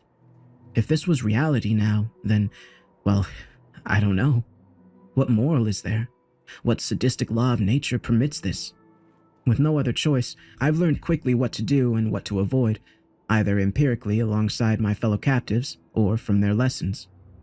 Actually, just whenever we need to, we set out in the snowfield above in alternating groups of 2 or 3. Oftentimes, the invisible creatures moved to someplace new, leaving the path clear for us. I'd let them use my ice picks, though. I'd made it clear that if it was my turn, I'd always have one in hand. The third member used some kind of socket wrench with a sharp stone driven into the end. The iceberg is possibly the most treacherous ground I've ever had to traverse. Fissures hide under deceptive snow overhangs. One misstep on such unstable ground means falling 100 feet into an icy casket. That wouldn't be so bad, since you could eventually climb your way out. Only the boar worms that tunnel deep inside the ice are quick to snatch up anything coming their way. Worse still, those see-through monsters come and go as they please. I myself have been caught, 8 odd times? The way their mandibles carve and cleave, they must be serrated, because it hurts. It really hurts. And I'd rather not experience the sensation again. But we have to go searching. We have to. Most of the time we find little, usually nothing. A beaten metal sheet or frost-blackened planks are cause for celebration. You see, our cliff dwelling doesn't stay by itself. If only it were that easy. No, the iceberg is sinking constantly at a glacial rate into the abyssal brine below. Perpetual snowfall packs itself down into the ice over time and roughly maintains the iceberg's elevation. So we have to deconstruct, dismember the lower levels and lug them back up to the top. Drive old rebar into the cliff with blunt objects and fasten everything back together. If that's not work enough, the whole iceberg sways imperceptibly over time. It tilts forward to precarious angles, resting for a drawn-out solstice before tipping backwards again. Lose your presence of mind, and there's no second chance. Down into the freezing waters you go, torn apart by scaled monsters with their jagged spines and shark's teeth. Never blessed with the mercy of death until every cell in your violated body is torn and strewn asunder. Of course, there's a respite when the iceberg leans backward. It's not something to get complacent with. Listen to that nagging reminder tell you that at some point, you'll be back in the same spot. That's your survival instinct talking, obsolete as it is. And even then, when you feel prepared for anything, this place always has an ace up its sleeve. My first introduction to this concept was, well, it was a while after my arrival. I'd like to embellish the memory, to say we were sitting around a fire, something to that effect. No chance of that. Even behind cover from the wind, it's like the warped physical laws here outright forbid sparks and flames. No, I sat beside Aaron and Naya on a pile of salt-crusted clothes. Without much else to pass the time, we'd engage in half-hearted games and hobbies. Contrary to his appearance, Yago had a strong singing voice. I'm kind of amazed he can remember any songs. The man can't recall his own name for Pete's sake. I guess it's like Alzheimer's. Music's the last to flee memory, or so I've heard. At the time, he stood out on the platform before us. He was singing. I think it was Green, Green Grass of Home. In spite of the choppy gale, his voice carried. It was pleasant. This song in particular rang with poignant nostalgia. Once Yago finished, he stood with his hands held together. Hey, pretty good, old man. Aaron cheered. Naya nodded her head in agreement. Yago chuckled, and for a fleeting moment, our troubles were lost. I guess we were too distracted to hear the heavy shuffling from below, because we fell back to silence when an enormous hand wrapped around the edge of the platform. Whatever pulled itself over that edge, It was no creation of a sane god. Gray, blubbery flesh rippled in the wind. A disgusting, bloated thing the size of a tractor tire peered over at us. A head. Scattered perforations in its side must have been ears, but it had no facial features other than a burbling X-shaped hole right in the middle. 3 more sets of hands clambered their way up to us, somehow crawling up the ice as if it were a gecko. None of these details held a candle to what their overall features resembled. Infants. Elephant-sized hellspawn toddlers crawling on all fours. Laggardly with age, Yago had no chance. Swollen, sticky fingers curled around his body, squeezing him in a grasp even world record strongmen couldn't escape. The awful harmony they made upon claiming their new plaything is etched into my soul. Gargling coos of childlike elation, deep in pitch and easily drowning out Yago's hysterics. In the brief period before they left, I watched, oblivious to the screams of Naya and Aaron, as the creature shook him around and pulled at his limbs. All I could hear were joints and bones snapping, cracking. The creature holding Yago brought him up to the dribbling hole on its face. The hole dilated, revealing a cavernous passage of dripping flesh, and, with slowness I'm sure it was intentional, pushed Yago inside, feet first up to his neck. It closed around him with such pressure I could hear his body breaking, and with crushed lungs he couldn't even scream. And just like that, they descended, leaving us with a cold, empty space shaped like an old man. That's how it goes here. No mercy, just suffering. Endless, indiscriminate suffering. These are a handful of things we can predict, or at the very least, expect.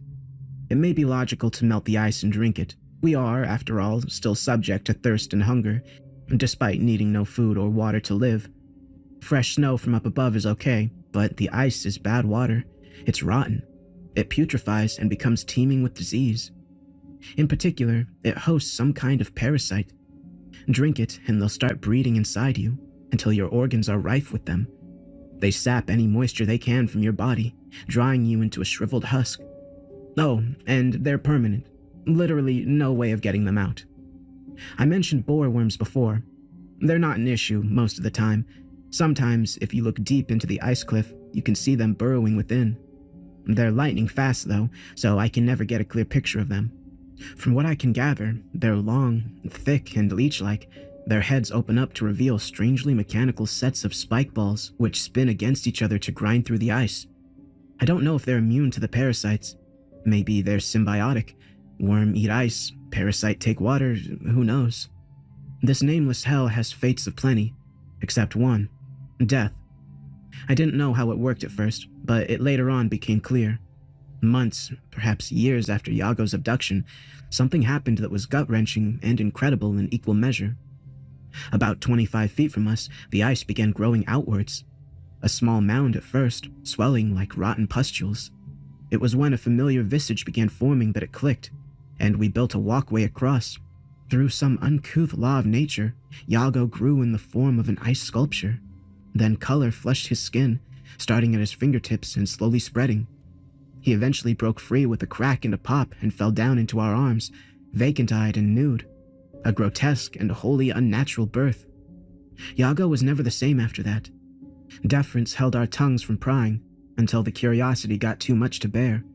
Even when he prodded him, asked him what had happened, not one inchoate word slipped from his lips. I shudder to think about what might have happened during his absence at the hands of those abominations. Things that considered him nothing more than a toy to wear out. We've taken to calling them blubbers. I'd say it describes them to a T. With a honed skill at hiding, they're not too hard to avoid. The problem is hearing them approach before they arrive, because if you don't, well, no need to repeat what's already been said. Past that, a worse revelation came to light. No matter what we do, no matter what happens to us, no matter how violent or peaceful the death, we'll return, spat right back out into the fray every time, no matter what. The brutality displayed in this realm is nothing to be scoffed at, but at the very least, you grow accustomed. Meat and bone lose their sting, and yet there are some things the scars can't toughen you against. One in particular stands out to me. Kurt and I were out on a scouting trip. We'd long since made amends by this time and agreed to let bygones be just that. Plodding along the ridge of a snow dune, Kurt cocked his head to look at something, then grabbed my shoulder with a wary firmness. Get down. Now. We both dropped down below cover. I hadn't seen anything, but by now, I trusted Kurt's judgment. What? What do you see? Caught it in the corner of my eye. Thank fuck I ain't look at it. Without thinking, I went to peek over into the open snowfield. Kurt tore me back by the scruff of my jacket, bringing me to eye level. The hell'd you doing, you fucking oaf? Don't look at it. I stared, confused. At what? The uncoupled. Should really get Ellie to go over. Whoa, slow down. Uncoupled? Yeah. Don't look too deep into the name. I only seen it in the corner of my vision before. Just a dark shape. Nah, more than that. A stain. A stain on the world. Carefully, I turned my head in the direction he'd seen it, as if I'd be able to see right through the snow. Okay, if you can't look at it, how do you know? Been plenty here before you, mate. Knew one or two of them. This kid called, Kent, yeah. He looked. Said it was hollow. Sort of an empty imprint that might have once been a person. I think he said something along the lines of, it's like if you took someone and stripped everything away except their being. Still not sure what he really meant. But it's enough to know I ain't never gonna look at it. Well, that, and the fact that a moment later, he's already 30 feet ahead and stumbling toward it. Pausing to let Kurt's words sink in, I muttered, where is he now? I mean, Yago got taken, and he came back. He shook his head, eyes focused on nothing. Couldn't tell you. Only way I even remember him is because of his voice. Screams. God-awful wailing. Surfing across the dunes and through the air. In those short times when the wind stumbles, if you just listen. Following his lead, I cocked an ear upward, frostbitten air slicing past my skin. There was nothing other than the howling gale and the hammering of my heart. However, the longer I listened, I picked up on something distinct from the wind whistling. It did sound like screams. For all I know, Kurt could have just been pulling a sick prank. It's easy to hear things that aren't there, to see what you want to see. Only, as I focused, it began to morph into the tone and timbre of a scream I still remembered. One I remembered well. It was the last voice I'd heard before this all happened. I tried not to think about it. Help me. The words were hissed straight into my ear. It startled me so bad my legs straightened and I hopped off the ground. No question that time. It was his voice. After that, it wasn't a matter of not thinking about it, but of trying to forget. I must have been in a trance when Kurt spoke up again, snapping his fingers. Hey, you alright? Come on, we should get back. Ain't seen nothing out there worth the risk.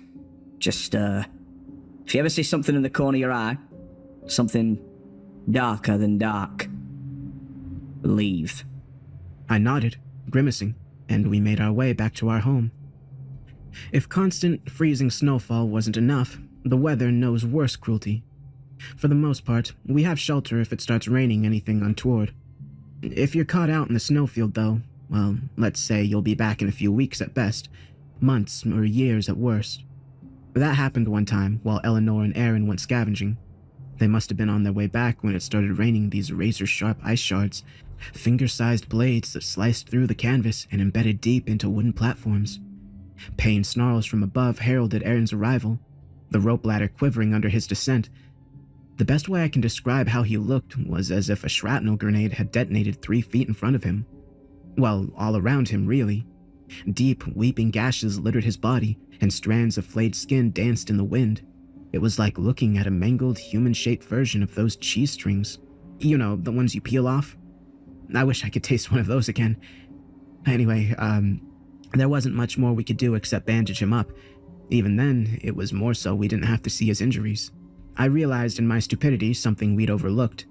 He was alone. Naya asked where she was. He sat there, lifeless. It could have been the bandages wrapped around his head. I think he was just too broken to register the question. With his throat and chest a pulpy mess, Aaron's voice was little more than a grating rattle. Didn't make it. Ankles, Achilles, all sliced to shit. She fell down a ravine. Naya just stood there, letting her head loll back, and let out a forlorn wail into the sky. One of transparent despair and indignance at this reprobate world. One I felt all too closely. I remembered looking into the ice and seeing torn flesh dangling from a boreworm's mouth. Dull pink smudges carried through the ice as they tunneled. A while later, 2 or 3 weeks at a guess, her rebirth began. It seems that whenever this happens, they aren't too far away. 30 feet tops. I don't want to jinx it. Maybe it's luck. More likely, it's just how this place works. I dream sometimes of being reborn from the ice, only to fall out rigid and lifeless. But all we get are failed miscarriages.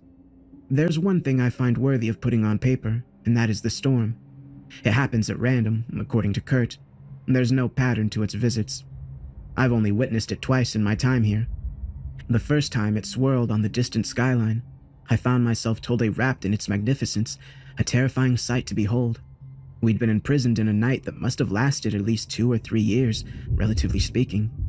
And in accordance with the darkness, the only light being the bruised, moonless firmament, it took a while for the black clouds to register, congealing across the waters. Well, it wasn't hard to notice after deep crimson flashes lit up in its bowels, pulsating vermilion glimmers so full of energy that I could feel heat wash over my face from across the waters. That heat grew into a roiling whirlwind as the storm neared. The others were quick to stir from their meager shut-eye when they too felt it. The hell's that? Oh, no, please, God, not again. Aaron croaked. Guys, what's happening? What is that out there? I asked. Storm's coming. Yago said. We all turned to him in sync. Those were the only words he'd spoken since he returned from the blubbers. And the mere sound of his voice came as a shock. We pressed for details, but he'd already sunken back into his dead-tongued dejection. Kurt was no help either. He just shivered and stared paralytic into the churning depths of that stormhead. I'll be honest, after the storm drew nearer and patting rain replaced the snow, a certain excitement overtook me.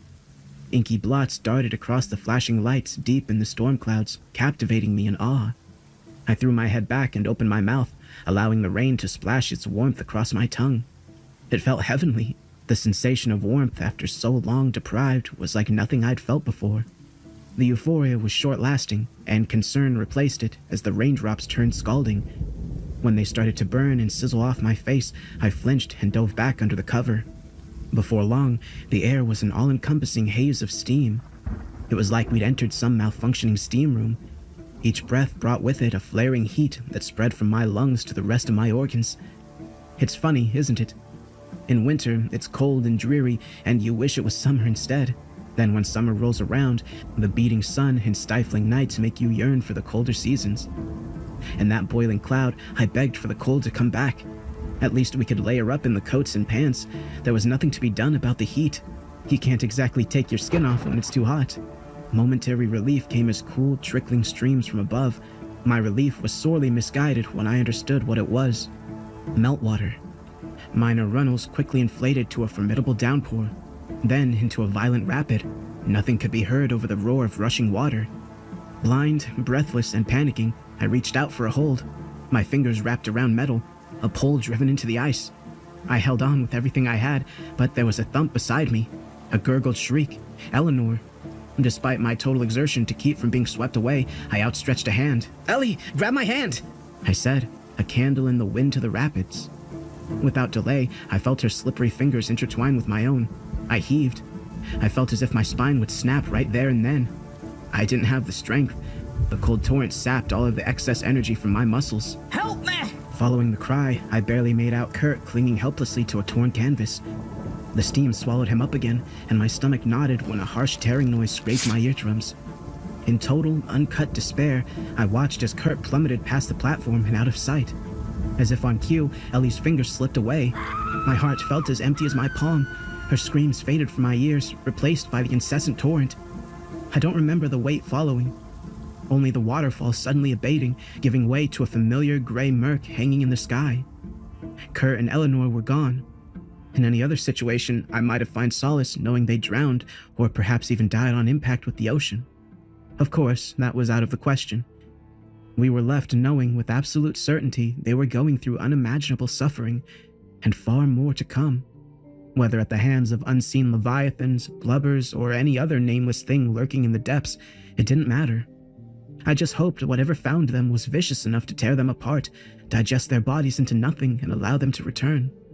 A week passed, and Eleanor began to regrow. Another 2 weeks later, Kurt appeared. After their rebirth, we all knew better than to prod. Just leave them be. Let them process it. Let them decompress. Loss may seem a trivial affliction without death, But I would be naive to think of loss as a purely physical separation. Yes, you may be taken away, put through unspeakable suffering, and then be reborn, but for lack of a better term, those victims lose some integral part of their being, slowly chipped and whittled away. Something so abstract, so important, yet it cannot be grasped by the hand. Once it's gone, there's no reeling it back. And still, we went on. We had no choice, and fell back on mindless habits for comfort. In a way, we found paltry success in learning what makes this place tick. Trial and error. However awful those trials have been. My thoughts lingered on the storm after it happened a second time. We were seasoned, prepared for what was to come, making sure our cover was uninfiltrated by the elements. We pulled together ropes and twine, tied them around ourselves, and fastened the ends to various driven poles and stakes. Maybe I'd been too focused on the storm and its sizzling droplets to catch Iago unfastening himself and standing up. A yell from Aaron brought me to attention, but it was too late. Iago, already several paces away, lumbered toward the edge of the platform. We all thought he'd jump, futile as it be. He didn't. Instead, he threw off his shoes, socks, jacket, and pants, everything, until he stood stark naked, exposed to the elements. At this point, we knew better than jumping up to help. We had no fault in this. He'd come back eventually, after all. Yet I could sense something changing. I don't know what or when it started, but it was there. A shift, a redirection of energy. Iago howled as his skin bubbled and blistered under the storm's ferocity. I think it was when his skin began sloughing off in great swaths that it happened.